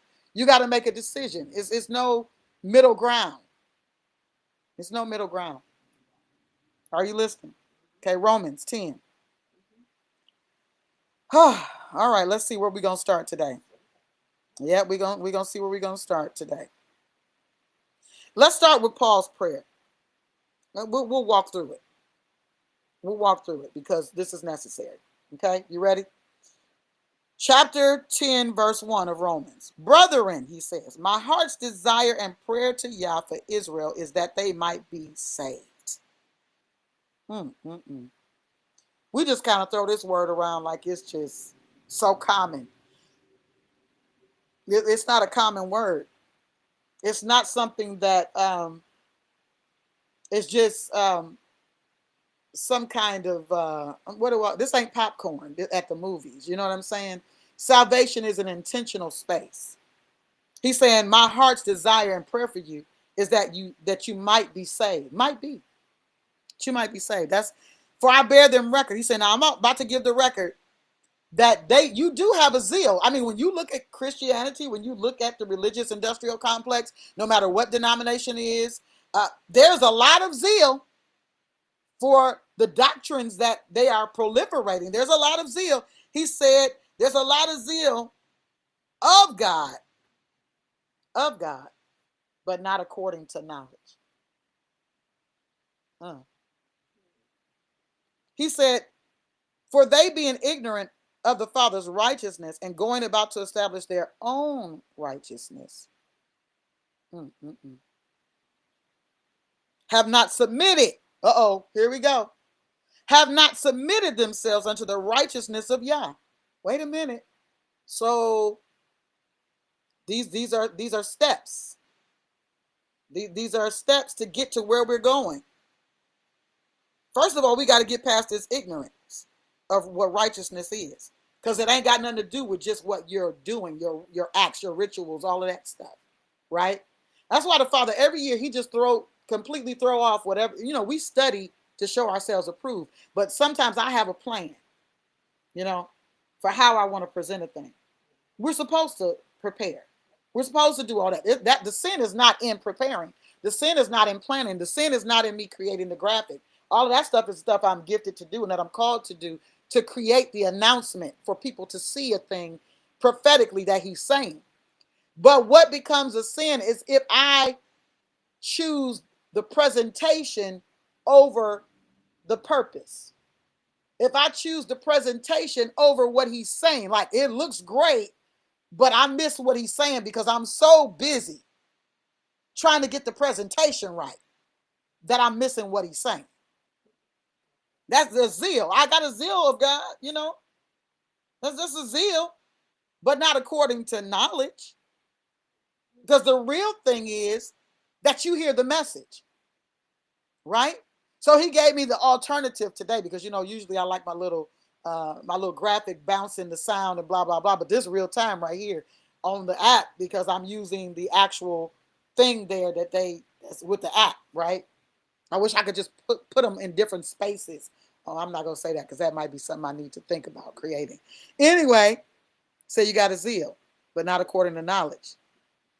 For they, being ignorant of the Father's righteousness and going about to establish their own righteousness, have not submitted themselves unto the righteousness of Yah. For Christ, and let's clarify, I always clarify this because Christ is not his name. The word Christ deals with appointment. And so some religious person all the way in the back in the nosebleed session is going to yell to me and say, Christ means anointed. But guess what? You're anointed for an appointment. So ultimately, the word Christ, etymologically, at its etymology level, on the etymological level, means appointment. So let's read it as such. For appointment is the end of the law. Uh-oh. That changes things, don't it? Now we understand that the Mashiach was also the end of the law. Why was he the end of the law? Because he fulfilled. He fulfilled it. He gave his life. He was the final sacrifice. But when you understand the next layer of that, appointment being the end of the law for righteousness, when you're in alignment, when you're in appointment, when you're being called into that space of appointment, you're being called into the righteous place. That's where righteousness is not your own. You understand? He said, the end of the law for righteousness to everyone that believeth. Okay, now we're about to go into this belief system. I hope you're still trekking with me. Verse 5 says, for Moshe describeth the righteousness which is of the law. What does that mean? What he wrote, what came out of him, what he was the representation of was righteousness according to law. And why did the Father have to give law? Because lawlessness was becoming the order of the day. Ever since the fall, man was increasingly becoming worse and worse. So he had to establish a law that would govern his people in the age of all this diabolic play. He said this, that the man which doeth those things shall live by them. Okay, let me read it again. For Moshe describeth the righteousness which is of the law, that the man which doeth those things shall live by them. Okay, so if that's what you live in according to, you got to live by this. If this is what you ascribe to, this is what you live by. But verse 6 says, but, and but it erases everything before it. But the righteousness which is of faith, this is how it's expressed. It says, speak it on this wise. This is how it's heard. This is the expression of it. Say not in thine heart, who shall ascend into heaven? That is to bring appointment down from above. Or who shall descend into the deep? That is to bring up appointment again from the dead. It does say Christ. Now it does say Christ, and we know what they're trying to say, but I'm dealing with it from the place of the master understanding his appointment. So when you put him in that space too, you understand we're not needing to bring him from above or bring him from under. But what saith it? He said, here we go. The word is nigh thee. Even, now I'm going to take the italics out. We're going to read it as it is without the italics, without somebody's suggestion. But what saith it? He's saying, what is the conclusion of this? The word is nigh you, in your mouth and in your heart. That is the word of faith which we preach. So somebody had to say something in order for them to hear something so that what was in them would be unlocked. Now, after that's unlocked, after we've gone through this process of understanding, of clarity, right? This clarity of, I got zeal, but I need knowledge, right? After we get this clarity of not being ignorant of the Father's righteousness and understanding that it's not something that we can attain on our own, and then we submit to the righteousness of Yah, not just to the rituals of men and what we want to do. And we identify that appointment is the end of the law. The master came to end that law for righteousness to everyone that believed it. So you ain't got to do it like that. You say, how do you say that? What did he say was the fulfillment of the law? He said, listen, I'm going to tell you how to fulfill the law completely, because this is what I'm here for. This is what I did. I'm going to tell you how to do it. He said, you love the Father with all your heart, mind, and your strength, and your neighbor as yourself. On this hang all the law and the prophets. This is the fulfillment of that. You don't have to identify if you have followed all 636 laws anymore, because I'm the sacrifice for that. And now all you have to do is understand that loving the Father with all your heart, mind, and strength, that being your priority, and then your neighbor as yourself. You don't mistreat anybody. You don't treat anyone in a way that you don't want to be treated. That's all Bible, right? Then you fulfill the law, right? So righteousness, this is law for righteousness. This is for righteousness to everyone that believeth. Let me read again. This is the end of the law for righteousness to everyone that believeth. I see my brother Apostle C. Hey, Apostle. What's up, bro? Thanks for showing up.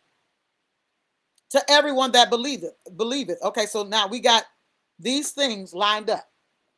This thwarts everything that was told to us about salvation. It thwarts it.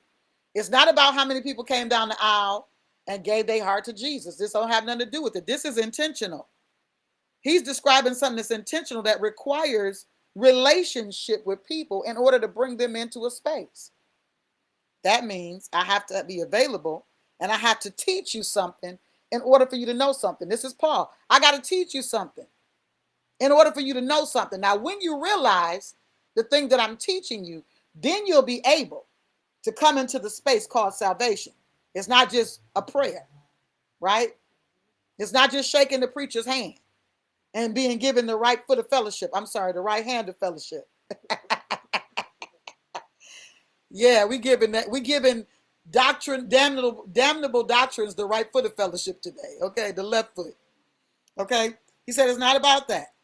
So now look, Moshe describes the righteousness which is of the law and says, if that's what you're going to live by, this is what you're going to live. You got to do the things that are connected to that. Well, the things that are connected to that is killing bulls and goats and all that stuff. If you're going to live by that, there's a whole bunch of stuff you're going to have to do. But guess what? Since that's not where we are. See, there's truth, and then there is the progressive of truth, right? That's foundational. It's type and shadow. It's not the finality of anything. It's a rehearsal of something that was fulfilled. So look, it says here, he said the righteousness, which is of faith, talks like this. It doesn't say in his heart, who's going to go up into heaven and bring appointment down? Who's going to go into the deep and bring appointment from the dead? He said, the word is nigh you, even in your mouth, in your heart, the word of faith which we preach. Then he says, that if you shall confess with your mouth, okay, here go the thing. Here go the thing that's messing up nations. The thing that's got people believing that they are entering into salvation when they have not followed the process. Okay? He said that if thou shalt confess with thy mouth the Lord Jesus, I'm going to read it as it's written, then I'm going to break it down for you, and shall believe in thine heart. Then we just go through conversation, the position of the mind, and then the heart, right? The mind, mouth, the heart. Okay. That if thou shalt confess with thy mouth the Lord Jesus and shalt believe in thine heart that God raised him from the dead, thou shalt be saved. Okay, let's break it down again, because I did it yesterday, but I'm going to do it again today. Because what the Father desires is truth in the inward parts. What he's looking for is authentic worshipers. And you cannot authentically worship somebody if you don't have the blueprint. if you don't have the layout. This is why the master met the woman at the well. She said, listen, we've been known how to do this. We good. We don't need no tutorial on worship, because we go up to the mountain and we do. He said, scratch it. Scratch that. We ain't on that. The Father ain't looking for that. Not only is he not looking for a temple to dwell in, that's a physical temple that's built by men, he's also not looking for you to worship him in that mountain anymore. He said the Father is seeking such that will worship him in the spirit of truth. He said the ritual is one thing, but are you connected to me in truth? Are you connected to me in the spirit of truth? Look at this. All right, let's look at it. That if thou shalt confess. Let's look at confession. Okay, let's look at it. Homologio, right? This word here deals with making a covenant. Making a promise. How do you make a covenant or a promise and you don't know what you're making a covenant or promise to? Oh, well, they just said give your heart to Jesus. Well, that's not a covenant or a promise. And he don't want your heart.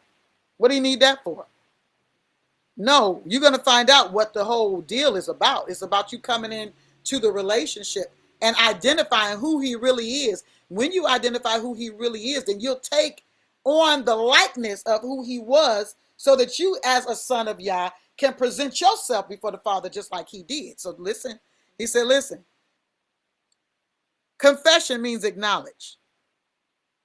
First of all, if you'll acknowledge, we go into the conversation first without acknowledgement. It's an acknowledgement. And in order to have an acknowledgement, you have to have heard something that you're acknowledging, right? You have to have heard something. When people come into covenant as a husband and a wife, it's something that they have to agree to. It's something that they have to have heard in order to come into agreement with that and say, I do. It's not just random I do's. No. I do encompasses every covenant, every part of the covenant that you're making. Every part. I'm encouraging y'all to go beyond those systematized vows that you got. Yeah, I called it that. The system vows. The thing that that the industrial complex of politics gave you as a representation of you taking on the responsibility and really coming into covenant with your spouse. What does that look like? What is the Father saying to you about that? Can you covenant on that level? And the first thing that mess up men all the time is, are you willing to die? Can you incorporate that in your covenant? I'm willing to die to what I think I know, how I think I want to feel, and all of that, because that's the first part of me saying yes to you, is that it's not just about me no more. Hello? Yeah. It's not just about me no more. So because it's about us, then I need to die to me, because I've been doing me before I consider doing us. So now I got to die to me in order to do us. I got to be willing to do that. Right? So it's an acknowledgement first. Acknowledgement that leads to a promise. It's an acknowledgement that leads to a promise. So something is made there. Acknowledgement. I'm acknowledging with my mouth. Hold on, let's see. Curios. I'm acknowledging with my mouth the supreme authority of the master. I'm acknowledging with my mouth the supreme authority of who he is, that he's a master. Now, what was he a master of? Because see, some people will stop there. Well, I'm acknowledging that he's a master. A master of what? There's people that's masters of disguise, masters of deceptions. We're going to talk about them when we talk about the Satans, right? He's a master of sonship. Uh-oh. He's a master of sonship dimensions. He's a master of how to relate to the Father. He's a master of knowing what it means to die to himself in order to fulfill his appointment. He's a master of all of those things. But if I don't know that he's a master of those things, if I don't know that, If I put him as a master of everything else but that, then what am I agreeing with? What am I acknowledging? Where's this? What am I saved unto? What am I saved from and unto if I don't know these things? He's a master. It said, and then after you acknowledge that he's a master of these dimensions, he's a master of these things, then you got to believe in your heart that Yah raised him from the dead. Not only is he a master of these things, not only was he put in this position and he accomplished his appointment, not only was he the prototype of sons, what we're supposed to look like. This is why we follow the way, right? They created Christian. That's a whole nother conversation. They were called followers of the way, sometimes the Nazarenes. But followers of the way was the original conversation. Christian came about from another, a leader, a political leader who named them something. They have nothing to do with what we were called. Followers of the way.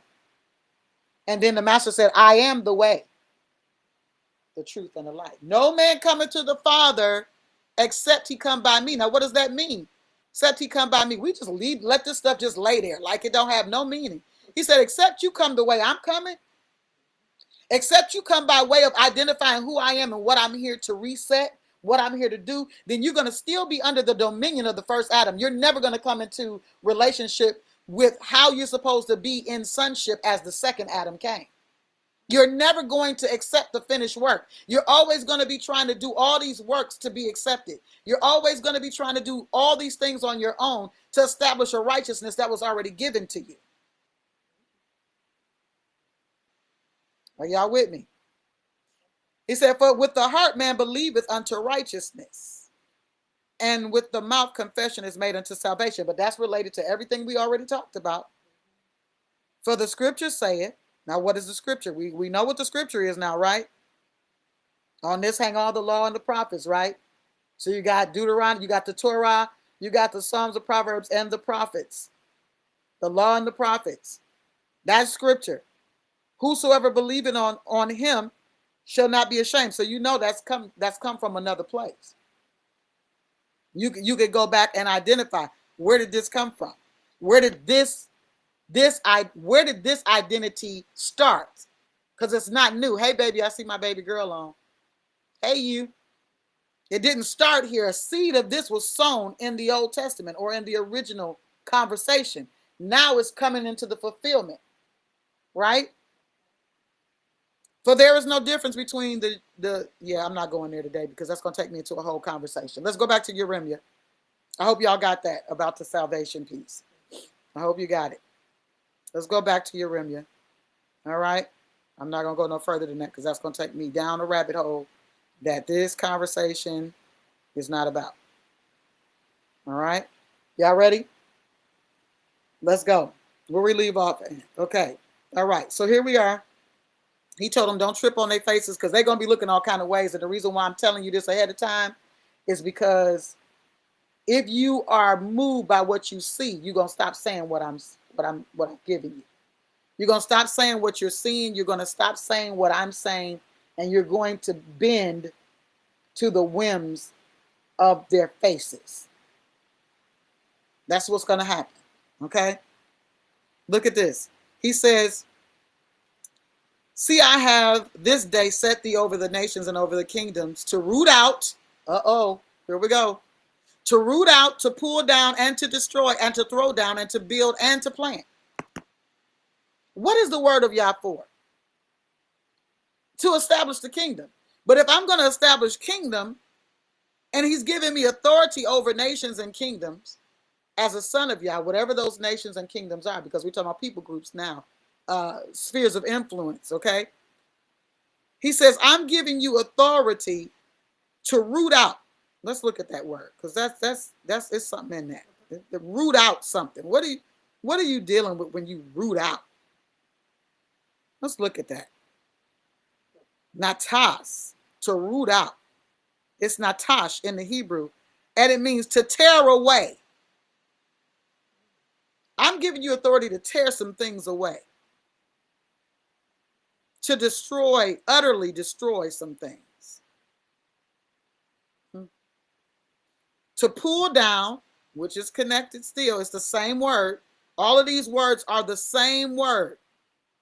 To root out, to pull down, and to destroy. Now that's where it switches gears.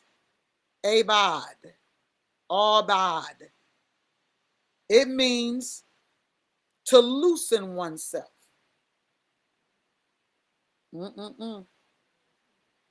He said, I'm giving you authority, Yeremia. Don't trip on their faces, because the authority that I'm giving you is to root out, to utterly destroy, to tear away these things that have set themselves up, and to cause there to be a loosening.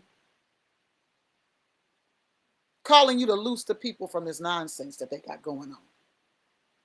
I'm calling you to help them escape the minutia. Okay? I'm causing you to help them escape or find a way of fleeing the diabolic conversations that have brought them into captivity.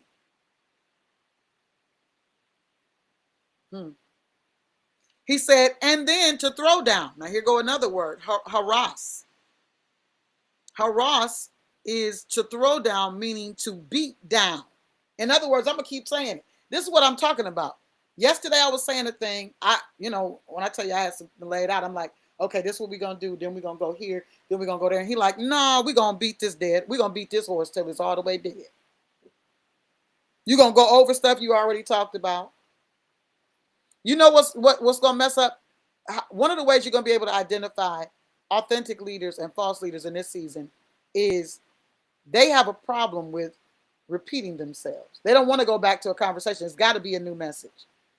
Now, it's going to be a new direction if you're a son. He's going to give you another, but you're going to hear often cycled in that message kind of the same conversation. He's just giving you different vantage points for the conversation. I'm not teaching nothing new today that I've never taught, but I'm teaching a different level of what I've taught. You understand what I'm saying? It's the same conversation. It's just you're not in third grade anymore. I'm teaching on a college level. You understand? You're not in kindergarten. You got to go to the next grade. But it's the same conversations. Come back. Return. Renew. Restore. Be restored. It's the same conversations. Just different variations of that conversation that are more mature. So you identify greater measures of it, right? He said, I'm calling you to throw it down utterly. But I'm also calling you to build. Banyal. I'm calling you to build. To begin. To talk about a new beginning, a new space. I'm calling you to release something, release a sound, release my sayings that create a new beginning for people that they've been loosened from this thing that's been holding them captive. So now they got to have, so I'm not going to just take you out of, but I got to take you into. And that's the other place where people get messed up, because they come out of, so to speak, but they ain't gone into. So what happens to a person that's come out of drug addiction that doesn't go into the kingdom? They go into religion, which is just simply another addiction. They simply become addicted by something else that's keeping them out of the kingdom. Yeah, you came out of, but you did not go into. The Father's not bringing us out of, but for the purpose of taking us into the kingdom. He said to repair. So something's got to be built or rebuilt. Something's got to be set up, right? This is what I'm calling you to do. After you tore everything up and broke down these ideas, these silly satanic ideas that people got in their head, now you got to rebuild them. And now you got to plant. Natah, right? Meaning to fix specifically to plant. So it's something else that's got to go in this ground. Something else was here before. Now something else needs to be planted here. When I think about that, I think about what happens when you go into a territory. You got to check, if you're going to plant. If you're a farmer, you understand this. If you understand the art of farming, you'll understand this. Everywhere you go, if you're going to plant anything, you have to check the soil.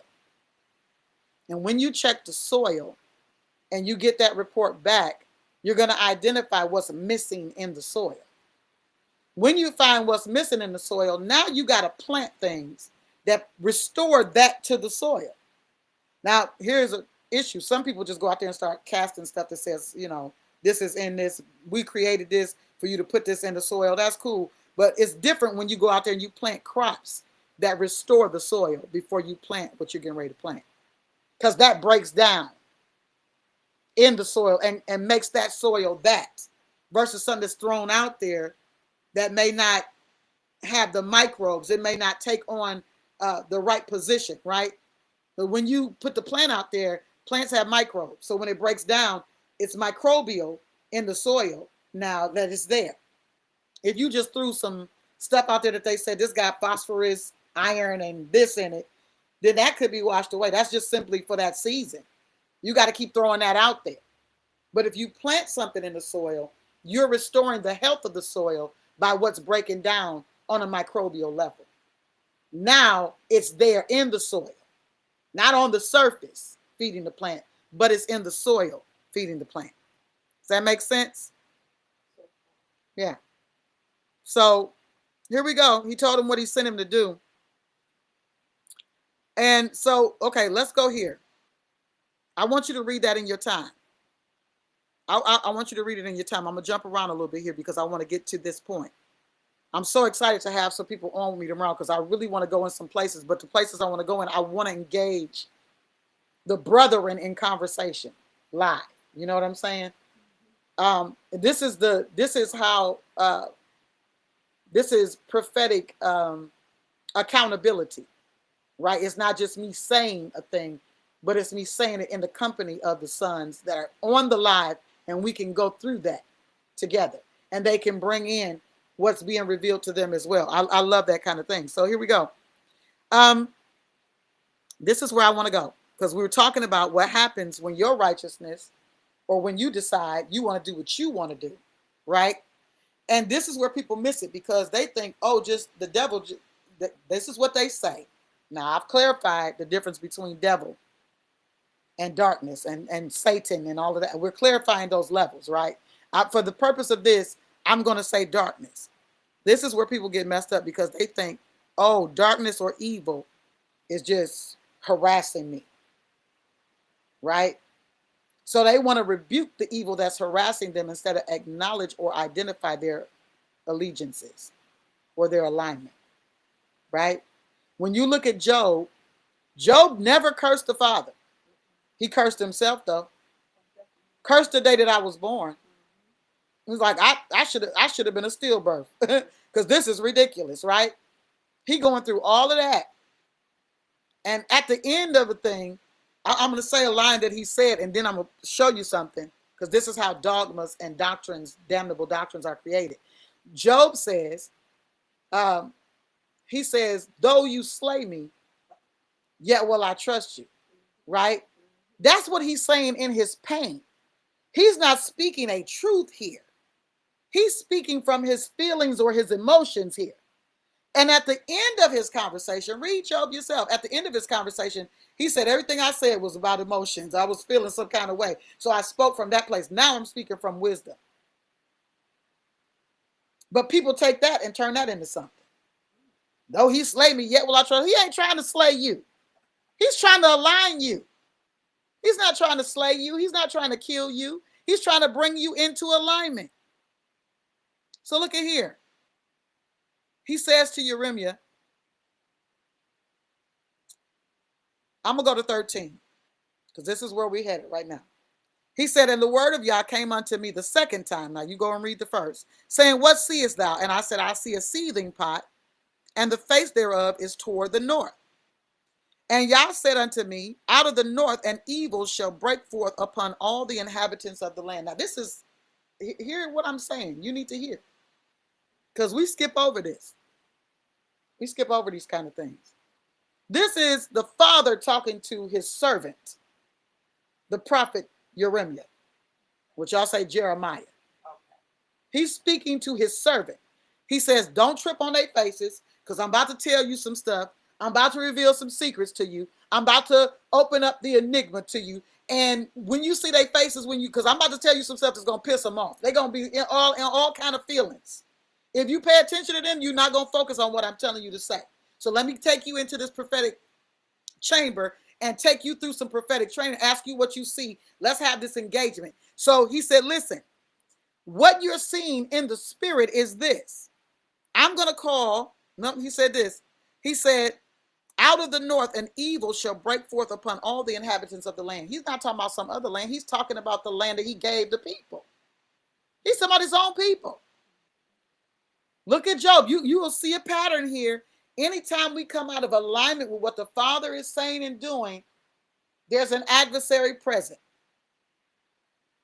There's an adversary present to bring whatever fulfillment of that thing that we created, right? Whatever that is, there's an adversary there to fulfill it. He said, listen, I will call all the families of the kingdoms of the north. All the families of the kingdoms of the north? Man, I wish I had taken the time to just rally up all the families of the kingdoms of the north so you could see how many kingdoms that is. And they shall come and they shall set every one his throne at the entering of the gate of Jerusalem. Wait a minute. Wait a minute. Wait a minute. He said, I'm going to call out of the north, evil is going to break forth. And I'm going to call all the families of the kingdoms of the north. And they shall come and they shall set everyone his throne at the enter. Are y'all understanding the prophetic nature of this and what this has to do with your freedom, what this has to do with your deliverance, and how you set yourself in a position for adversaries to oppose you when you don't align yourself with what the Father is saying concerning your purpose as a person? Concerning the unlocking of who you are. You don't want to unlock that. You just want to play. You want to do your gifts. You want to sing, you want to dance, you want to do your gifts, but you don't want to unlock the enigma. You don't want to decipher the codes. You don't want to do none of that because that requires relationship, and it's a relationship that you're thinking is going to take you away from the thing that you're gifted to do, and it's not. It simply opens an avenue for you to have a different audience to bring him glory. Are you hearing what I'm saying? Yeah. When I look at this verse, all I can see is the ramparts that the adversary has set up in bloodlines. So I asked you in the opening, are you a breaker or are you a proliferator? Are you a continuer of whatever's going on in the bloodline? Are you a breaker? Or are you one that continues the nonsense? Let me find that phrase. What did you say, Father? Huh? Are you an extender? That's what he said. Are you a breaker of cycles or the extender of them? We're talking about diabolic cycles, y'all. Are you listening? When I look at this verse in Jeremiah 1:15, I see how the adversary sets up these establishments. He said at the gates, they're going to set up their throne. Listen to this by way of the Spirit. Their throne, their power and authority, their dominion, whatever it is that they are. This is going to make me look at some stuff real quick that I'm not trying to go here right now, but I want to just share this with you real quick. I'm going to share it. I'm going to share a piece of it, and I'll come back. And if my brother that's been coming on, when you hear this, I didn't forget what you were asking me for the other day. I'm going to share it with you. I'm going to share it with y'all tomorrow or sometime during the week. I ain't going to say which day. I'm going to share it with you this week. How people can take a thing. It's so easy to take a thing and turn it into something else. I'm going to help you identify that because I was going through some things and actually identifying the processes by which the difference of translating and transliteration, going from word for word meaning to sounding things and then taking sounds and changing them into something else. Okay? So let me look at this real quick. Because I'm talking about what I see and how these things are established and how these things affect individuals first and then bloodlines, right? I see them setting their throne up. So let's just look at thrones, because when we start talking about thrones, we start talking about jurisdiction. And when we start talking about jurisdiction, we are talking about you being out of the jurisdiction of where you're supposed to be. You're talking about dealing with uh, rank, okay? Look at this. I told you Satan is not an original, a proper name. It's a title, meaning adversary, opposer, accuser, or obstructor. And so we're looking at that. But what I want to do is show you just a little piece of what I'm talking about when I'm talking about thrones, because I want you to see what they are related to. So, okay, go back to Genesis chapter 6 in your mind, in your heart. When you go back to Genesis chapter 6, you're going to find there the watchers have come to Mount Hermon, the mounts of Hermon, and there they make a pact, a covenant, an imprecation to do this dastardly deed of sleeping with the women to create a seed. What I tell you, we're talking about seed, right? How important it is. The womb of enigma. Seed is important, okay? Secrets too that they want to reveal to mankind. And in revealing those secrets, that doesn't mean everything that they reveal is bad, but it's the heart of, it's the nature of the revelation. It's the purpose of the revelation that they're revealing. They're revealing it to garner their allegiance and to take allegiance from the Father. Okay? So when we look at, let's look at a couple of them. I'm not going to go into all of them. All right. Let's look at the chief of the watchers, which is Semyaza. You'll find these names in Enoch, in First Enoch.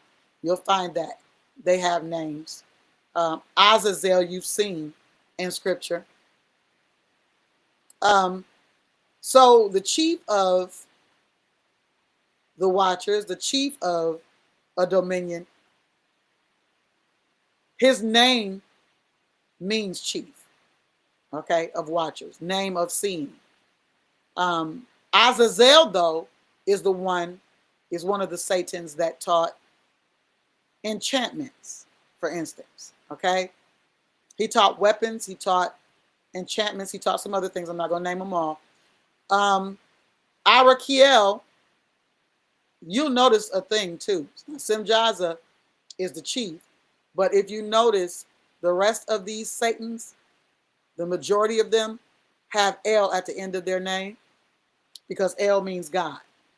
So then you identify the different gods that are being served, and I'll give you as well what they are masters of or gods of, okay? You'll find a lot of this concept when you look at Greek mythology too, and I promise you, when I tell you as a kid coming up in junior high, I had this uncanny draw to mythology and that thing, because I didn't realize then why, because this was going to be a part of things that I taught in a later time, right? I was going to have an understanding of the gods later. I didn't have it then because nobody was teaching it, right? Okay, let me go back. All right, so Arakiel taught geomancy. That's a whole situation. You probably never even heard of geomancy, but you know it has to do with the earth, right? Because you know geography has to do with earth, and we'll go into those details, but it's the art of placing or arranging buildings or other sites auspiciously. And you are aware of geomancy because you know that the District of Columbia, when that is visualized, you see something very specific, right? When you look at the fault lines and you look at different things, you can identify a picture of something. And so that's what they taught. Divination from configurations, basically, okay? So this is what was established when we're talking about something setting up a throne. We're talking about the government that goes with that throne was set against Israel in their promised place. because they refused to hear Yah and to follow the loving instructions that he gave to them to manage the space, this holy space that he gave them. Because they still had enemies. They had to get out of the land, right? All of these things, he provided what they were needing. He put them into place and he said, listen, this is how we're going to do this. Bit by bit, we'll get rid of every adversary that's yet left in the land. But look at this. He said, they'll set everyone at his throne at the entering of the gates of Jerusalem and against all the walls thereof. So we're dealing with gates and walls round about and against all the cities of Yehuda. Look at this. And he said, and I will utter my judgments against them, touching all their wickedness. Woo! Oh my goodness. Oh my goodness. Touching all their wickedness, who have forsaken me and have burned incense unto other gods and worshiped the works of their own hands. Oh my God. Thou therefore gird up thy loins, get yourself together, get up, and speak unto them all that I command thee. Don't be dismayed at their faces. You have to keep telling them. They're going to feel some kind of way about what you're about to say. Flat out. They're going to feel some kind of way, but you can't care about that. Lest I confound thee before them. Don't give in to that, because if you do, you're going to have a problem with me, right? For behold, I have made thee this day a defense city and an iron pillar. He's saying, listen, I've already established you in a way that they cannot penetrate. And brazen walls against the whole land, against the kings of Yehuda, against the princes thereof, against the priests thereof, and against the people of the land. And they shall fight against thee, but they shall not prevail against thee. For I am with thee, saith Yah, to deliver thee. I ain't scared of none of y'all. I ain't scared of no leader. I'm going to say what it is. I've been in this space since around 11 or 12. But at 16, the Father gave me some things. He spoke some things to me that I didn't realize was going to come to this, right? I didn't realize they were going to come to this, but that was the womb of the enigma. And listen, the womb of that secret thing, the womb of the secret place, it has to be revealed. And this is the hour. So the Father's got to come against everything that was not his word. Because the word of Yah is not always the thing that's making you feel good. Even though, okay, let's go here, because people want to go to, well, it's for, prophecy is for edification. Guess what? I'm edifying you if I'm telling you that what you're doing is going to cause you to be destroyed. I am edifying you. You got to understand the words. You got to understand the benefit that you're getting and being told the word of Yah is, listen, if you do that way, you're going to be destroyed. What am I doing? I'm edifying you. Listen, what I'm saying to you is for your improvement. That's what edification means. They've taken that word and turned that into, you got to say something that makes the people feel good. It's got to edify them. Edifying means I'm bringing you into alignment. I'm bringing improvement to you. What did it say in Jeremiah? It said, I've given you the authority to tear down, to destroy, to utterly destroy this thing that's been established. But in that, I'm now going to also give you the authority to build up and to establish and to plant. It's twofold. Are you hearing what I'm saying? It's twofold. All right, let's go. I want to show you something else, because I feel like I'm going to have to let this go in a minute. I want to show you something else. Let me go back to where I was, Father. Here we go. All right.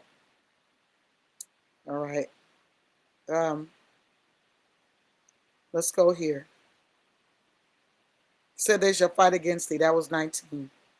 But they shall not prevail against thee. Can I tell you something?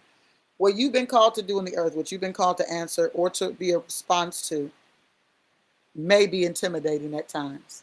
Because you feel like, if I say that, then this is going to happen. But what you're doing is you're weighing man's verdict over Yah's verdict. You can't be concerned about it.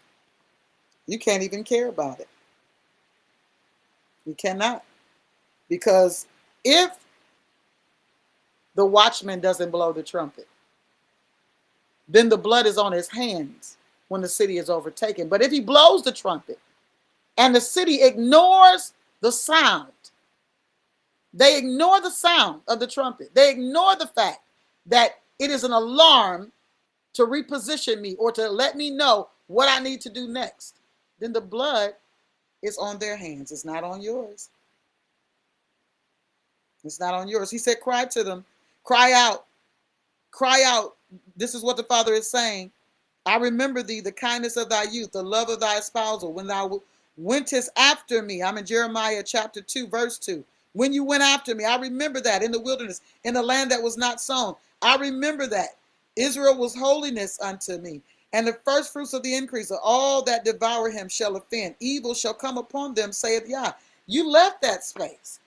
You go to Revelation and you look at one of the churches, he said, I've got an ought against you. I've got a problem with you because you left your first love. Yeah, you don't like this or that and the other. You hate this, that, and the other, but you left your first love. You left the original intimate place that brings you into the revelation and the encounter that establishes something, that separates you from something. You just kind of blending in right now. I got an ought with all of these people, so you in the ought category because you left your first love. Yeah, you got all these other things in place. But how we relate is important to me. How we relate. He kept saying, hear the word, house of Jacob, and all the families of the house of Israel. He said, this is what the Father is saying. The iniquity, what iniquity have your fathers found in me? This is what the Father is saying in verse 5 of chapter 2 of Jeremiah. What iniquity? What have I done?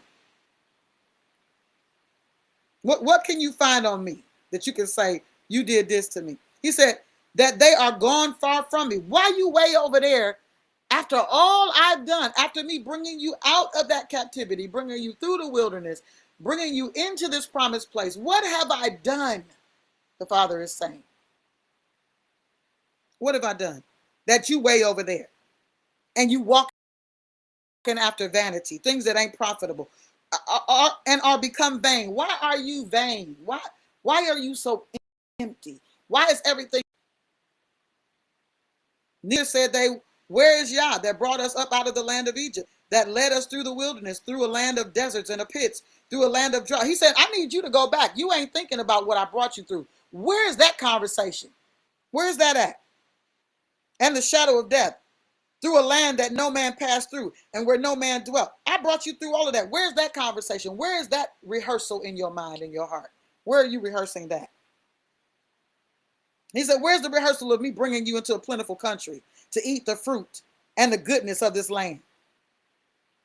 But when you entered, you defiled my land and made mine heritage an abomination. You became common like the other nations that I threw out of here. We talked about defilement already. The priest said not, where is Yah? And they that handle the law knew me not.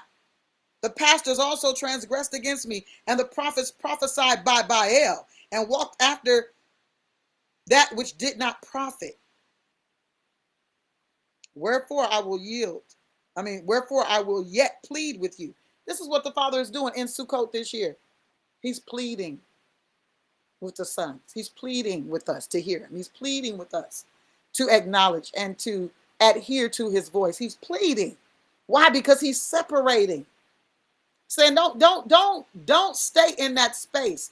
Don't settle, because wherever you settle, that's where you're going to stay. Don't settle there. Move out of the spaces you've been in. Allow those spaces to be invaded with revelation and with light, and step into truth. Step into the truth. Step into this space with me. I'm the one that delivered you. You'll see that throughout the Old Testament. Y'all quiet. I'm the one that delivered you. He said, remember me? Yeah. I'm the one that brought you out of your captivity. I'm the one. And the moment we stop forgetting where he brought us from, what he brought us through, we'll ignore what he's bringing us into every time. We'll have no problem with it. Here's what he said. Hath a nation changed their gods, which are yet no gods? But my people have changed their glory for that which doth not profit. I'm going to open that up because y'all know gods there are many. So somebody would say, well, that's a contradiction. He said they changed their gods for gods that are no God. He said, no, they're not me. They're not me. They're not under my authority anymore. So you've exchanged your God, who is the authority over all, for gods that are under his authority but have left that authority to do their own thing. That's what you want to do? That's what I'm talking about when I'm talking about this pathetic, prophetic idea that is going on in the earth, where people want to hear what they want to hear, and the Father's turning people over to their own devices because they refuse to hear what he's saying. They don't have an appetite for what the Father is really saying, and what he's saying is phenomenal. I'm telling you, what he's saying is phenomenal. The position he is putting the sons in is phenomenal. But if you can't stop and just take a moment to realize that the thing that you have been acquainted with is only a common thing. It's not a supernatural thing. It's not an eternal thing.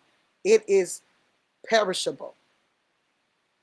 If you don't understand that, then you'll keep wanting what you had instead of wanting what he wants to give.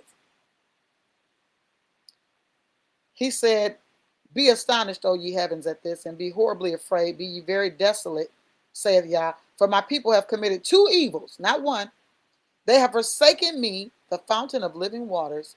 And not only did they forsake me, the fountain of living waters, but they began to hew out their own cisterns, broken cisterns that cannot hold water.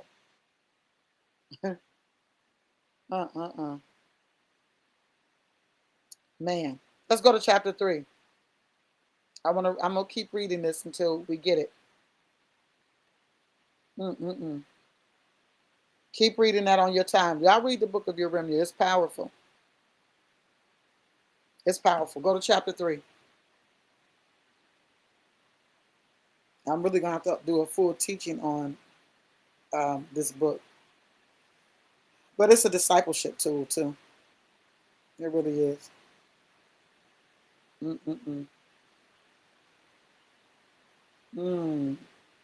Okay. Wilt thou not from this time cry unto me, my Father? Thou art the guide of my youth. Because people always want to cry when they get in a situation. You know that. Everybody want to cry when they get in a crunch. But he's at this point withholding the showers. And you understand that the showers, he made a promise to them based on the covenant that was made with them. That y'all, this land is not like Egypt. Y'all had to work to make sure the crops were watered. He said, I'm watching over this land with my own eyes to make sure that it needs for nothing. I'm watching over the land myself to make sure that it's watered. I'm watching over it myself to make sure that it has what it needs. And now, in Jeremiah 3, he's saying the showers have been withholding. There hath been no latter rain. And thou hast a whore's forehead. Thou refusest to be shamed. Oh my goodness. What's a whore's forehead? I guess it's the way that they're holding their head. Like it's a way that you hold in your head. Like I don't have no shame. I'm holding my head up high to whore. I'm a proud whore. Come on. Wilt thou not from this time cry unto me, my Father, thou art my guide, the guide of my youth? That's what people do. They cry in a crunch. It's a place that I want to take you real quick before I let you go.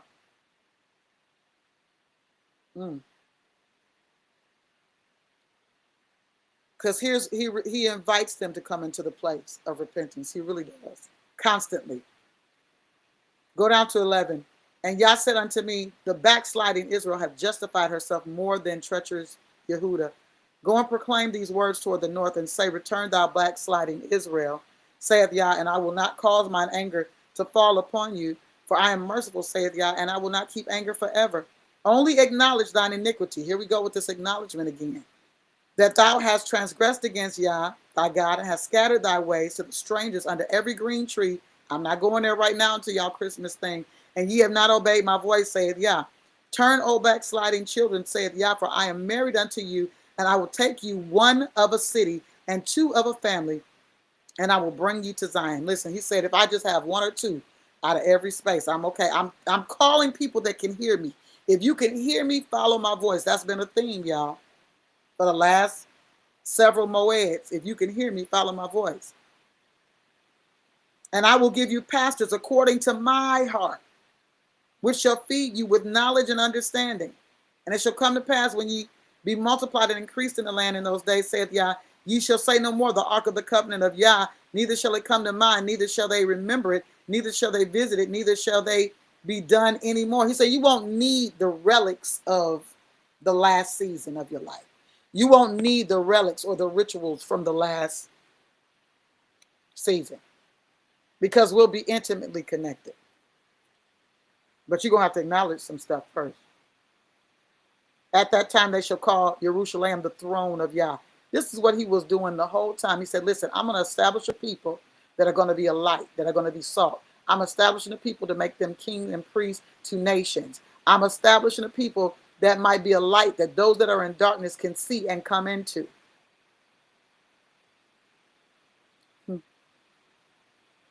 All the nations shall be gathered unto it, to the name, to the authority, not name as in nomenclature, but to the authority of Yah, to Jerusalem. Neither shall they walk anymore after the imagination of their evil heart.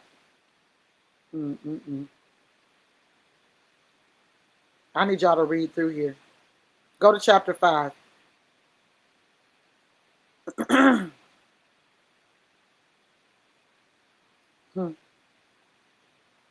In chapter 4, you know, he tells them to return, and he's not going to hold anything against them.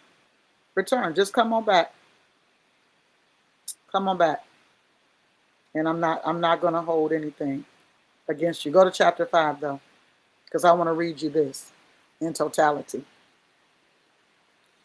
Run ye to and fro through the streets of Jerusalem, and see now, and know, and seek in the broad places thereof, if ye can find a man, if there be any that executeth judgment, that seeketh the truth, and I will pardon it. Oh boy. The clarity of intercession, right? And though they say Yah liveth, surely they swear falsely. Saying you can say I'm alive, you can say I live, you can say you believe, but you're swearing falsely because you're not aligned. Oh Yah, are not thine eyes upon the truth? Thou hast stricken them, but they have not grieved. That's what I was talking about way earlier when I talking about that the Father chastens those he loves. But that chastisement is not to destroy you, it's to bring you back into alignment. Israel got to a place, and many will get to a place where the chastisement of Yah is no longer affecting them. It says here, thou hast strengthened them, but they have not grieved. Thou hast consumed them, but they have refused to receive correction. They have made their faces harder than a rock. They have refused to return.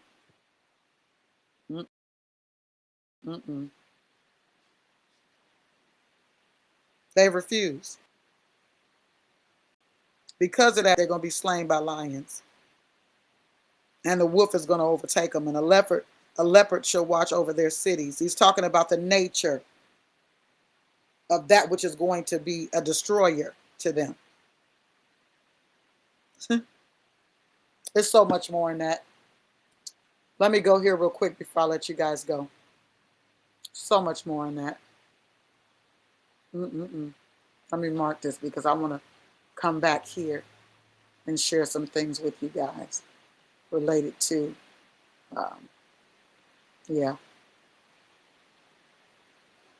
on the subject of the house and its construction, talking about the womb, right? And we talked about foundation yesterday, and we also talked about a little bit today where how it's necessary to plan for pregnancy. Because when you plan for pregnancy, the womb is prepared, and you're transferring something that is better. You know, we're talking about from a natural perspective, you're transferring premium things to the child. But in the spirit, we're talking about you're transferring something that's eternal versus just temporal, right? Let's look at this real quick. The times Israel refused to obey Yah's prophets. We're going to go over this tomorrow. I'm not going to go into it today, but I'm going to go into it tomorrow because I want to get somewhere today. There are times that Israel continued to refuse to obey Yahweh's prophets. Because, the prophets ain't saying what they want to hear. The prophets aren't saying what makes them feel good. What I want to give you today, and I'll repeat it tomorrow, is some refusal archetypes, patterns of rebellion against prophetic instruction. You ready for this? Here's the first archetype. Let me define archetype for you, because I don't want you to be confused. Let's define archetype. You ready? Okay. An archetype, by definition, is a recurrent symbol or motif. It's also an original that has been imitated, but here's the definition. A very typical example of a certain person or thing. That's the definition we're going by. The first one. A typical example of a certain person or thing. All right? So archetype of rebellion. Let's describe the rebellion first. Rejection of the instructions to do a thing based on perceived threats. Rejecting instruction due to perceived threats. Let's say it that way. That's a description of a pattern of rebellion.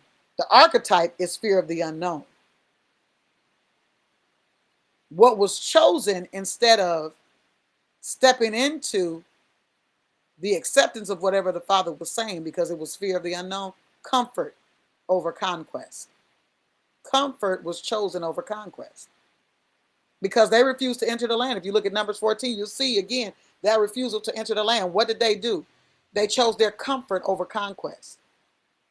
They had a fear of what they did not know, but they really should have known it because the Father said it and he showed it. So they rejected his instruction due to what they perceived as a threat to them. I'm going to give you one or two more archetypes. We'll go over all of them tomorrow. Desiring manly leadership above Yah's leadership. I prefer the doctrines that I've been given. But what if they don't align with Scripture? I still prefer it. Okay, the Rechabites were a good example of that. They give you again where they are in Scripture. Let me give you that. I believe they're in Jeremiah 35. Yeah, we're in Uremia. They're in Jeremiah 35, the Rechabites. What happened with them? Well, their father's father gave an instruction, and the father gave them the same instruction their father's father gave them, and that was to drink no wine, to not build houses, to not eat. Let me pull it up. Let me pull it up. They refused the wine, even though the prophet said, I'm bringing you into the chamber of the house of Yah, and this is the instruction, drink wine. He was trying to break off of them what the bloodline had proliferated, that colonization of diabolic nature that was being proliferated. I'm going to read it to you, though. I'm going to tell you what the refusal was. Okay. Let me give you the refusal. I brought them to the house of Yah. This is Jeremiah 35, verse 4. I brought them to the house of Yah, into the chamber of the sons of Hanan, the son of Igdaliah, the man of God, which was near the chamber of the officials, above the chamber of Maaseiah, the son of Shalem, keeper of the threshold. Then I set before the Rechabites pitchers full of wine and cups, and said to them, drink wine. But they answered, we will drink no wine. For Jonadab, the son of Rechab, our father, commanded us, you shall not drink wine, neither you nor your sons forever. You shall not build a house. You shall not sow seed. You shall not plant or have a vineyard, but you shall live in tents all your days, that you may live many days in the land where you sojourn. In other words, if you just have a tent, you can stay in the land. If you got a house, your enemy might overthrow your house, but you got a tent, you can still stay. Fear of a threat against their livelihood, against where they were, against who they were and what they were called to. Let me see. Let me name somebody else. So, they desired man's leadership above Yah's, and so the archetype there would be human governance over divine rule. Human governance over the divine rule. When you go back to the children of Israel and you go to the Mount Sinai experience, you'll see that they chose human governance over the divine rule. The Father brought them all there to have a conversation with them all because he wanted to make them a nation that would rule the nations. When they heard the sound of his voice, when they heard the thunder and the lightning, and when they saw the fire and they saw the smoke and they saw the lightning and all, oh no, no sir, no sir. So what we're gonna do, Moshe? We're gonna tell you what we want you to tell him, and you bring us back what he want to tell us. 1 Samuel 8, they demanded a king. Flesh rule over divine kingship is what was chosen there. This is happening all the time. Let me give you one that's real good for you right now, based on this conversation. Preferring pleasant lies over painful truths. That's a trust in false prophets. Ooh, that's resonant right now in the land. Abundantly resonant. Because we don't want to hear anything. We need flattery over warning all day long. That's what's chosen. Flattery over warning. Listen, we'll come back to that tomorrow. We'll come back to it. We'll come back to it. This is what I want to do. I want to give you some etymology and some core things about enigma because we really haven't gone into that. But I want to share that before I get you off of here. So let me take you through that journey of my notes, okay? So that you can get what you need there. Enigma comes from the Greek word enigma, meaning riddle or obscure saying. In scripture, Paul echoes this when he writes this word in 1 Corinthians 13:12. For now we see through a glass darkly. This is literally an enigma in Greek, a veiled, partial perception of reality. So at its root, enigma is not confusion for confusion's sake. So that's not what we're saying here. When we start talking about the secret place and codes and algorithms, and it's not things hidden or veiled for the sake of veiling. It's not for confusion's sake. It's a veil, it's a parable, it's a cipher, it's a code that implies deeper meaning than what appears. That's why I'm talking to you about not just taking things on the surface of the thing. You got to dig deeper. You got to identify with the revelation that's being given to you. You cannot just say, oh, well, okay, I heard they said shoe, but the shoe means what you put on. You understand what I'm saying? This is a really simple but, clear idea of something. So I'm using the word shoe to describe what you put on. You're stuck on the shoe and I'm dealing with what you put on. You understand what I'm saying? Spiritual dimensions and the hidden. Here's the thing. In spiritual language, enigma aligns with the mystery dimension, the reality that heaven speaks in patterns, heaven speaks in types and shadows before the fullness appears. Hebrews chapter 10, verse 1 gives us that. Let's go to Hebrews chapter 10, verse 1. Go in there. We almost done, y'all. I'm hungry too, but guess what? I'm going to finish this work. I'm not going to make my stomach the priority. I'm going to finish what he gave me to do. 10:1, for the law having a shadow. What is the law? It's a shadow. What is the law? It's a shadow. For the law having a shadow of good things to come, something's supposed to show up, right? The shadow of good things to come. Something's supposed to be revealed, right? So we're talking about spiritual dimensions and things hidden. This is the enigma. It's the mystery dimension. It's a reality that heaven is speaking in patterns and types and shadows before the fullness appears. Look at here. It says here that, and not every image, so let me go back. For the law having a shadow of good things to come, not the very image of the things, can never with those sacrifices which they offered year by year continually make the comers thereunto perfect. Now he's giving a conversation about something very specific. He's talking about the law. He's talking about sacrifice. He's talking about at-one-ment or atonement, right? He's saying this is not going to continually make the comers perfect. And we know that because the Father just flat out said to Israel, I hate your feast days. He wasn't talking about his feast days. At this point, he's talking about what you created, what you made out of what I established. I don't like none of that. Keep all of it. Keep your sacrifice, keep your feast days, keep all your rituals. I don't want it. That's what he was saying to them. Prophecy, visions, and dreams often come as enigmas. They're not there to conceal a thing permanently, but they're there to invite seeking and decoding. I'm going to tell you something. Sometimes it can become frustrating when you wake up and you've dreamed and you don't remember your dream. But sometimes it's not meant for us to remember things. I'm finding this. Sometimes you show up in the space that you already dreamt. I'm going to say this. As a matter of fact, here's a reality for you. I've learned this about the dream realm.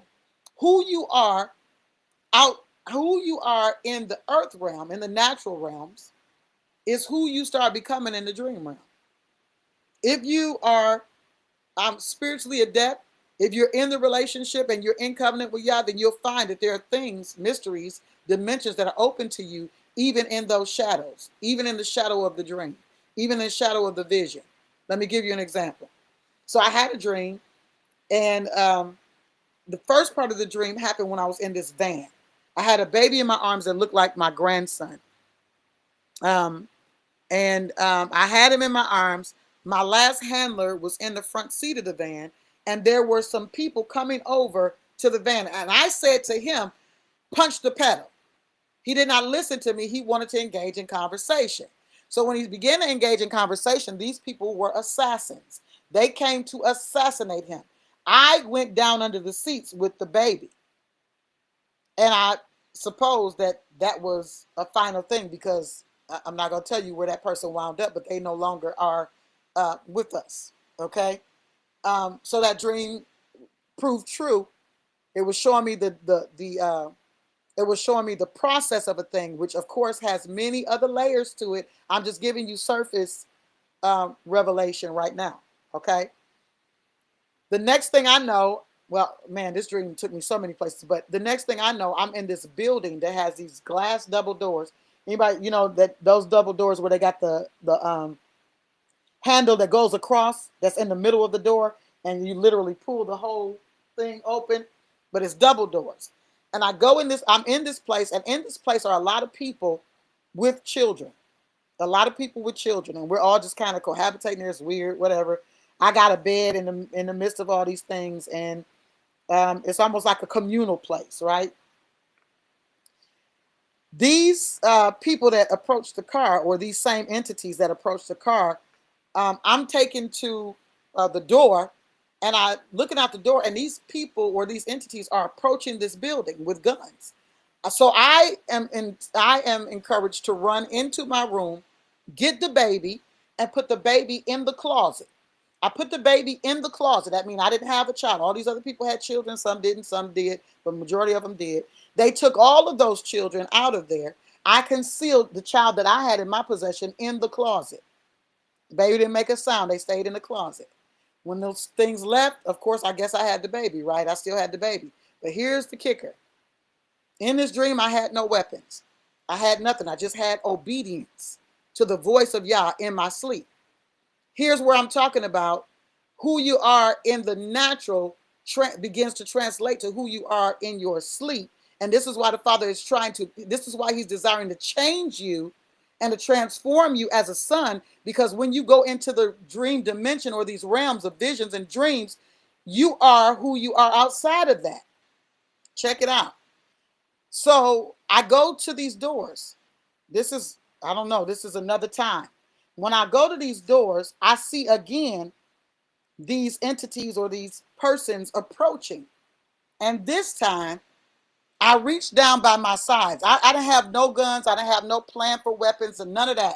All I know is I saw them approaching again, and I reached down on my sides and heard click, click, and brought up these massive weapons in both hands.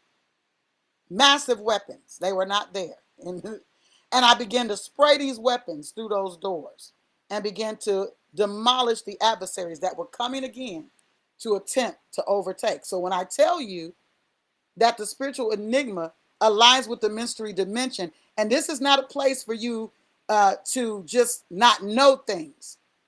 It's not a place of permanent concealment. This is a place or an invitation for you to seek a thing. The Bible talks about ask, seek not, right? This is one of the places of prayer that a lot of people don't identify with, the inquiry place. They go in and ask for stuff, but they don't go in and inquire of Yah what he's saying.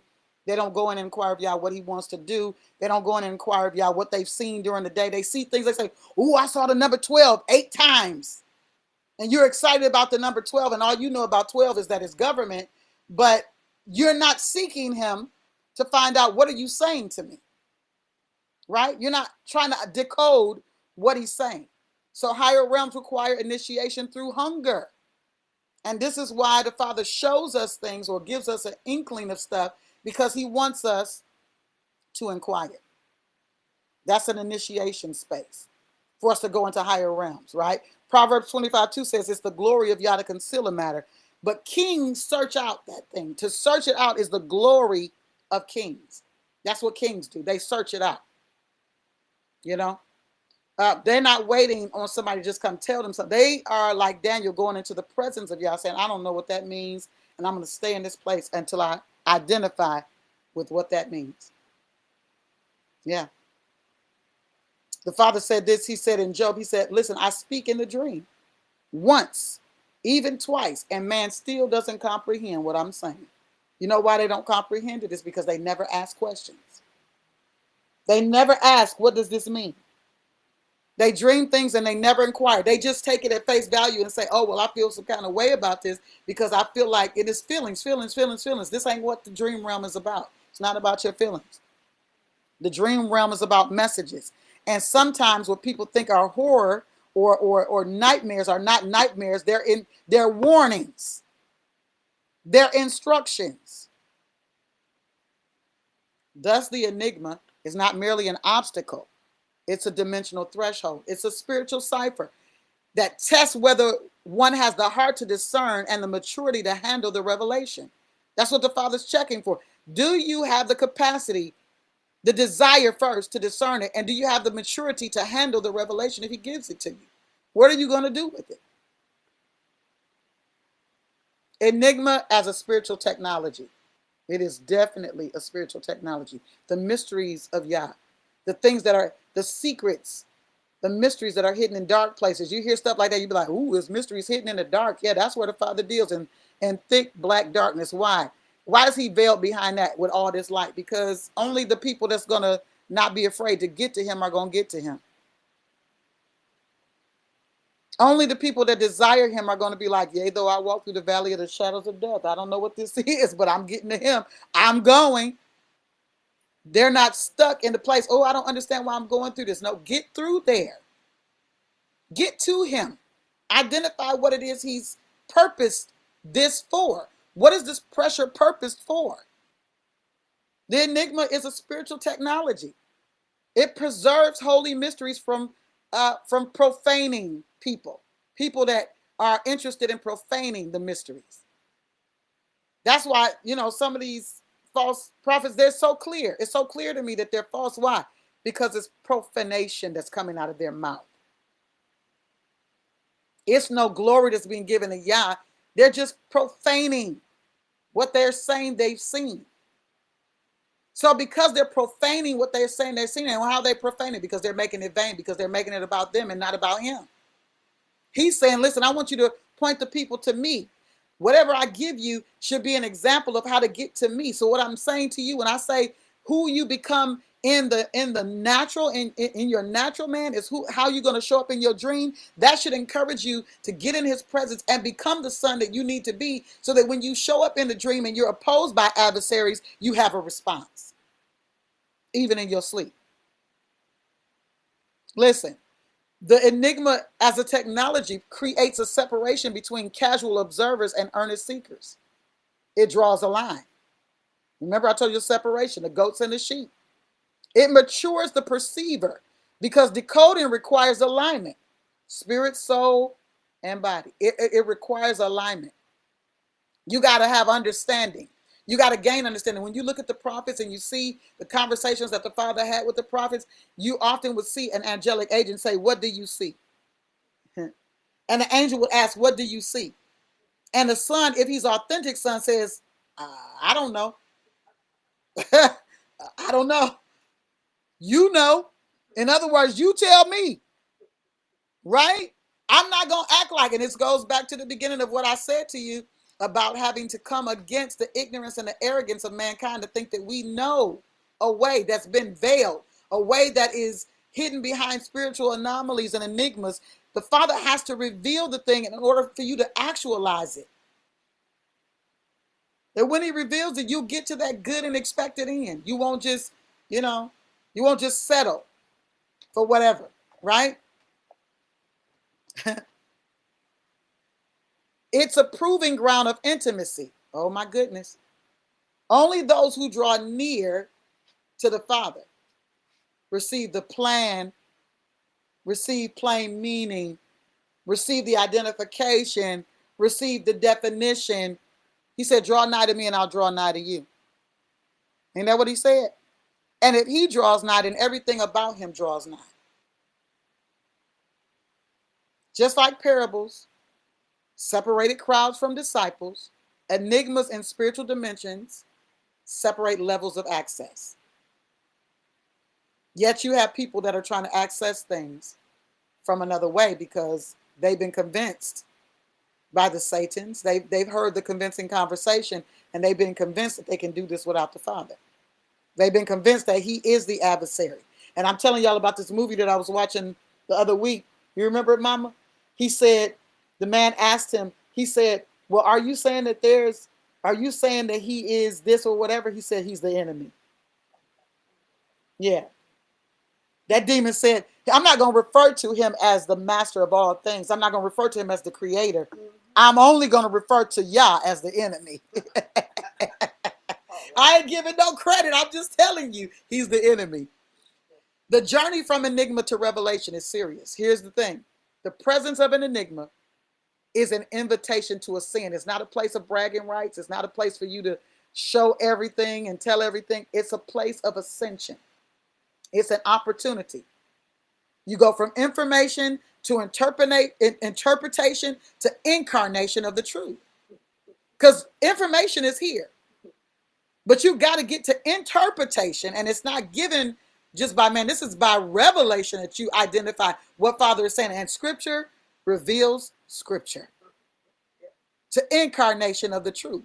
We were talking about this earlier about a diabolic and damnable doctrines, how they'll say a thing and then they'll pick one scripture. But that scripture, what you just said about that scripture, you don't have 2 or 3 witnesses for what you just said. You just have that one. And that's it. That can't be true. The shift is from seeking darkly to seeing face to face. 1 Corinthians 13:12. Let's read it. 1 Corinthians 13:12. Let's go there real quick. I want you to see it. For now we see through a glass darkly. Let's read the verse. Let's read 2 verses above that. Oh God, y'all know I have a hard time reading separate verses. I gotta have context. Let's go to verse 9. We'll get to verse 12. Let's go to verse 9. It said, for we know in part, but understand charity was the beginning of this conversation. So we're going to preface this conversation in the context of charity that never fails. Okay? So now verse 9 says, we know in part and we prophesy in part, but when that which is perfect is come, y'all hear me say this all the time. When revelation shows up, then that which is in the parts is done away with. Now we got the whole, right? When I was a child, he's going to give an example. He said, now I was in parts when I was a child. I only saw from a perspective. When I was a child, I spake as a child. I understood as a child. I thought as a child. But when I became a man, I put away childish things. That was done away with. Because now I'm a man that has understanding. He said, for now we see through a glass darkly, but then face to face, now I know in part, but then shall I know even as also I am known. He said, listen, parts and pieces end when revelation comes. It's all about perspective. It's all about maturity. It's all about that. He said, listen, in kingdom language, it's enigma, mystery, secret, revelation, and manifestation, because enigma is the secret thing, right? But I'm just kind of giving you the word, the process. Enigma, mystery, secret, revelation, manifestation. What was once coded becomes clothed or fully visible. It's an embodied truth now. So here's a practical frame for a seeker. Here's a practical frame for somebody that's hungry to unveil the mysteries, to unveil or uncode, decode the things that are coded in you to bring glory to Yah and to help you fulfill purpose, right? You got to understand that when something feels like an enigma in the spiritual dimension, it feels secretive, it feels like it's hidden, all that. It's not a wall. It's a door that's disguised as a wall. Got it? It signals a higher order reality that's hidden for, not from you. Did you get that? It signals a higher order reality hidden for, not from you. It's a higher order of reality that's hidden for you, not from you. It asks for your alignment, your inquiry and consecration before understanding unfolds. In other words, like I said about Daniel, and I'm still saying about you, you got to position yourself, posture yourself for this alignment. It's the same thing that happens when a person is going to conceive. There's a posture, there's a position, there's a space, there is an environment, there's an atmosphere. Something has to be transferred, but it requires this process before the unfolding of that conception starts. So here's the bottom line. In spiritual dimensions, the enigma equals the veil of mystery that conceals and reveals at once. It's a divine filter that's designed to mature the seeker, to transition you from mere curiosity into relational access. It's not simply a puzzle. Remember we were talking about puzzles. It's not simply a puzzle. It's a cipher of intimacy. It's something you got to seek. It's something you have to long for. It's something that you have to desire. A heavenly pattern that's meant to be decoded only by those who are willing to rise to its frequency. You can't expect to attain it if you way down here and you see something and you're just excited about what you see, but you're not willing to dive in and find out, what is the Father saying to me? What does he mean by this? What does this mean? I'm going to turn y'all loose because I want to share it with you tomorrow.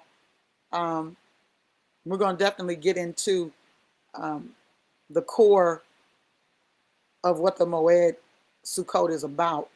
And I want you to see it in relation to prophetically what it means to you right now. But we've dealt in the, let me see if I exhausted it. No. Oh, no. We'll go to that tomorrow, but I need to continue. I got one more part that I need to share with you. Yeah, because today is the womb of the enigma, so I need to share this with you. But we had to do all the foundational stuff, so I'm just going to walk through. Yeah, I'm just going to walk through some points here, and I may readdress some of these tomorrow. But birthing realms are important, right? And they are always activated. They're always there's always conception and there's always birth. But we're dealing with the womb of enigma right now. So the reality is that every realm is birthed before it is built. And y'all know how I feel about anything that we're called to do. It must first be birthed in prayer. You can't do anything without birthing it in prayer. I don't care if it's a basic conversation. You shouldn't do it without prayer. Because you're going to have a proclivity to do things a certain way. But in prayer, the Holy Spirit's going to temper you. He's going to tell you, don't go that route. Don't do it that way. I want you to do it this way. Okay? And it might be completely against how you feel like you want it to be done.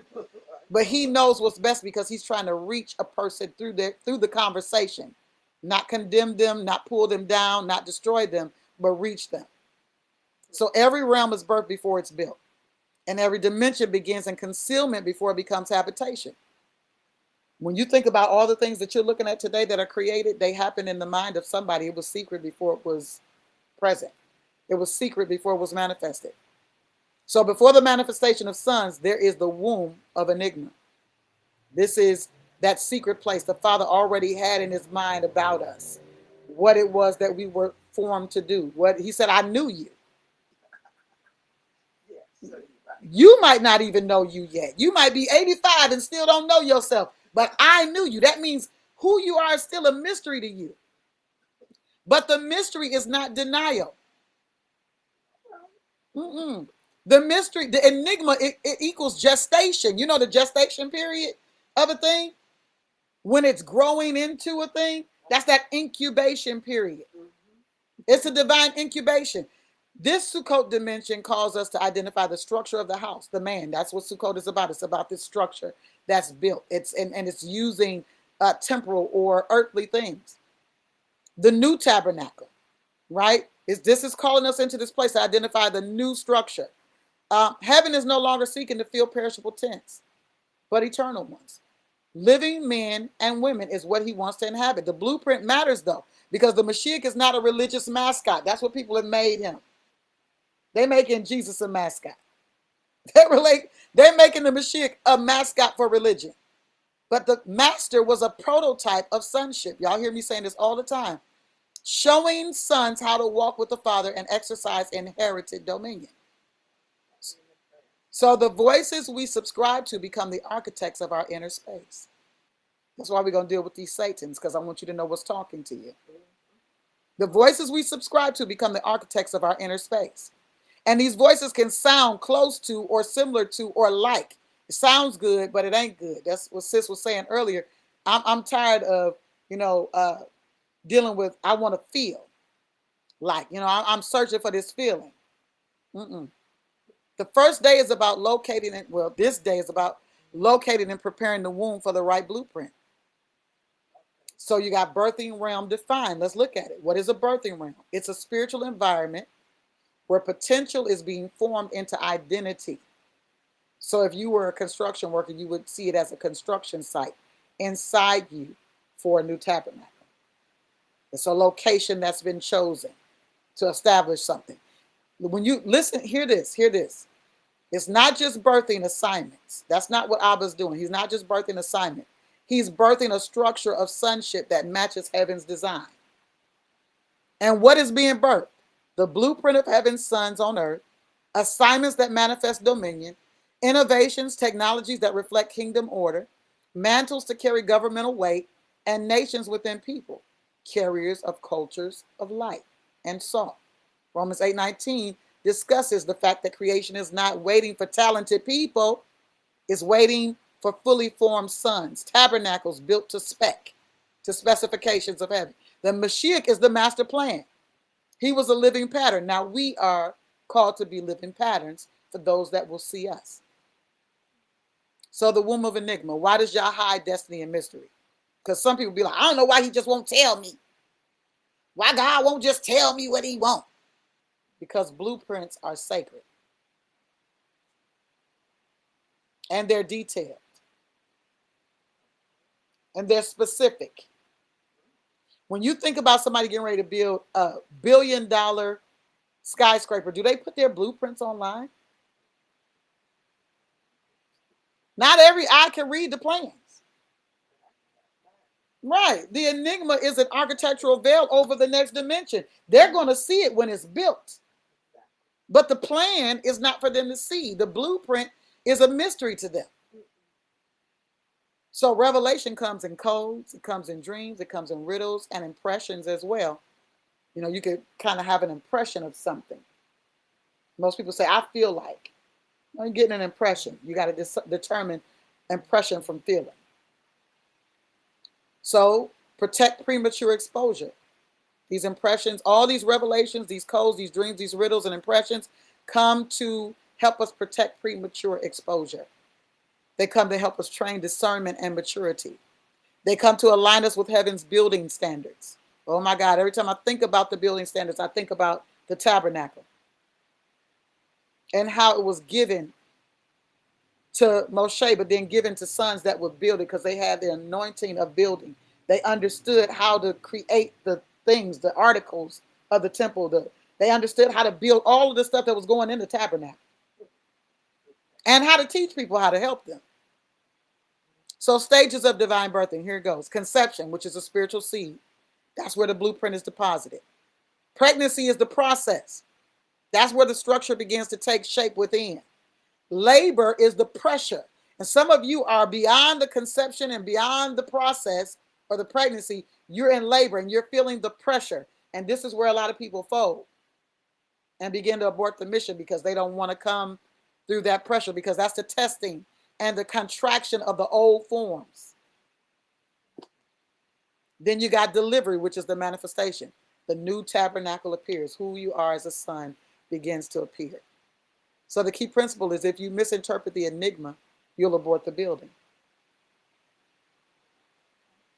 Misreading the blueprint can produce a house that Yah never even authorized. That's why he said, except the Father build the house, they that labor in vain that build it. And unless he's watching the city, those that are watchmen, they watching in vain too. That city going to be overtaken. Listen. Miscarriages of destiny and causes and warnings. This is what I want to leave with you today. I think I'm going to leave this with you today. I got a couple more points and I'm going to leave this with you. Religious control. Here are things that cause you to miscarry destiny. These are your causes and warnings. These are the things that cause you to miscarry destiny. Religious control. I've already discussed what religious control is. It's when you choose men's words over what's written. It's when you choose the doctrines of men and the doctrines of devils over what the doctrine actually is stating to position you in a place of destiny. Religious control aborts mystery by demanding clarity too early. It forces you to plan over heavenly blueprints. You start drawing in stuff over the blueprints. You start drawing in stuff, right? Overlaying your own plans in that, right? Here's another miscarriage of destiny. Impatience. Impatience has you trying to build before the foundation is set. And we talked about foundation yesterday. If you missed that, go back and listen to foundation. Foundation is paramount to any building. You cannot build anything without the foundation. And Paul said, listen, we have built the foundation, and that is the Mashiach. Who he is, what he came to do. That's the foundation. And there is no other foundation that can be built. That can be laid than that which is laid. You building on anything else, you building on sinking sand. Here's another issue that causes a miscarriage of destiny.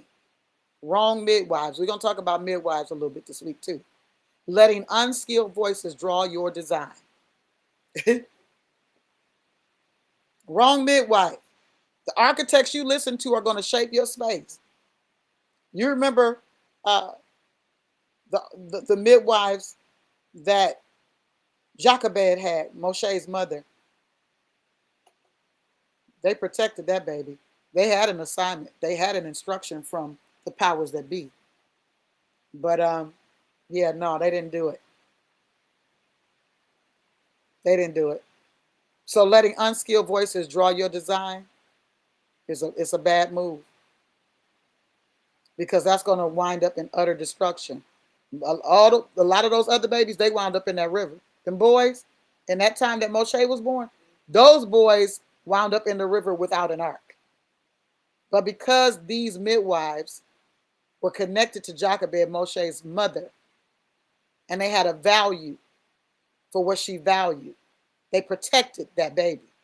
That gave her time. She kept him in the house for a while. I think it was about 3 months before she put him in that ark and sent him up the river. She had him the whole time. Trauma in transition. You cannot mistake contractions for warfare. We talked about this. Contractions are a delivery protocol. That is not war. Okay? When you mistake contractions for warfare instead of a delivery protocol, you begin tearing down what's being built. So let me give you a couple scriptural parallels for what I've already talked to you about. Mary and Elizabeth, that was a right womb partnership that protected the blueprint. Blueprint of what? The blueprint of the kingdom coming. Blueprint of heaven and the earth. Samson's Nazarite birth instructions was womb consecration that preserved divine specification. He was given specific instructions. His mother was given specific instructions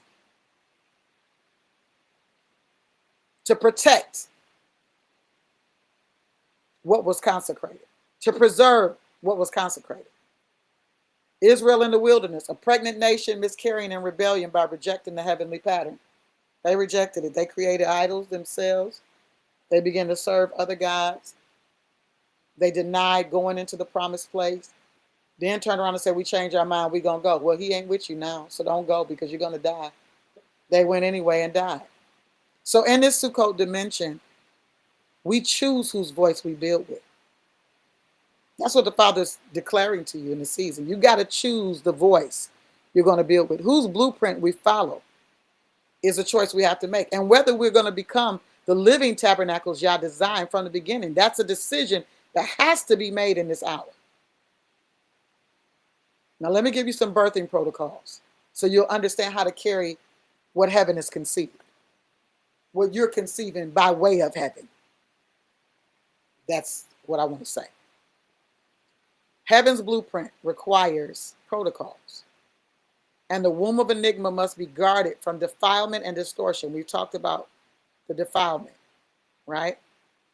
To build as a tabernacle that's fit for Yah's inhabitation or habitation, we've got to adopt the disciplines of wise architects and faithful builders. That means there's a standard that we have to have that we're operating by that allows us to build properly on the foundation. So here's some scriptural protocols. Some of y'all don't know how to be still. It's real. Stillness is important because stillness relates to the foundation. Stillness relates to foundation lane. You can't build in chaos. That's why Nehemiah didn't come off that wall. Tell Sanballat and Tobiah, I ain't coming down. I'm gonna be still. I'm gonna be right here, laying this wall, laying the foundation of what is going to become the protection of a city again. You got to learn how to be still because silence is going to allow you to hear the original pattern. You can't, Mom. Yeah, you say that all the time, Mama. My mother-in-law always says, "Peace, be still." It's a real place. You can't build in chaos. You can't build and be connected to chaos. Let me tell you another spiritual protocol. Speaking in tongues, prayer, your prayer language is essential to structural reinforcement because you're the building. So because you're the building, the sound that comes out of the building is a reinforcement of the building. So when you're praying in your heavenly language, the Bible says you are reinforcing a thing. You're being built up in your most holy faith. You're reinforcing some things. It builds the unseen frame of the inner man. And it fortifies what's forming in you. So when you hear the word and you begin to inquire and you begin to seek and you begin to pray in the spirit, what are you doing? You're reinforcing the structure of the seed that was sown in you for you to birth. Here's another thing, and y'all have left off from this. I know you have, because I did it for a season too. Prophetic journaling. You got to blueprint the documentation. You got to document the blueprint. I said it backwards. Hunger is speaking. Prophetic journaling equals documenting the blueprint. You got to write what you see and preserve the architectural accuracy. Because in another moment, you're going to remember he said something, but in order to preserve the accuracy of the architecture that you're going to be building upon, you got to remember what he said. So remember what I said, the 3 things you're going to be faced with as long as you're alive. What did the Father say? Do you believe it? And what are you going to do about it? Now, here's another spiritual protocol. Circles, your circles. The Father gave me a word lots of years ago. He said, your circle is creating your cycle. Your intercessory circles. You got to connect yourself to skilled builders and midwives that are called by him to be connected to you. Because a womb is the safest when it's surrounded by those who know how to build without jealousy or fear. I love my circle. I love the people that the Father's introducing me to be a part of my circle. Because he's introducing me to and has introduced me to people who are not desiring to build with jealousy or fear. You'll know when you're in the wrong place because people are afraid. They're jealous. They don't want what you're carrying to be seen. It's like they're covering up your pregnancy. Come on, we're going to slip you through the back door. We got this great big old podium. We just want them to see the top of your head. They don't need to see your full body. You know, they're hiding it because of jealousy or fear. So you got to be mindful of what you're surrounding yourself with. And then there is this thing that a lot of people are not, they are really letting slip. You know, your diet matters. I'm talking about the diet of sound right now, though. The diet of frequency. You got that. That's like selecting your materials for what you're building. The diet of sound equals your material selection. Every voice is a material. It's creating something. So what you listen to or what you're listening to consistently determines the quality of the structure of you as the building, the habitation of Yah. So I want you to place your hand on your heart. Just place your hand over your heart and I want you to declare this.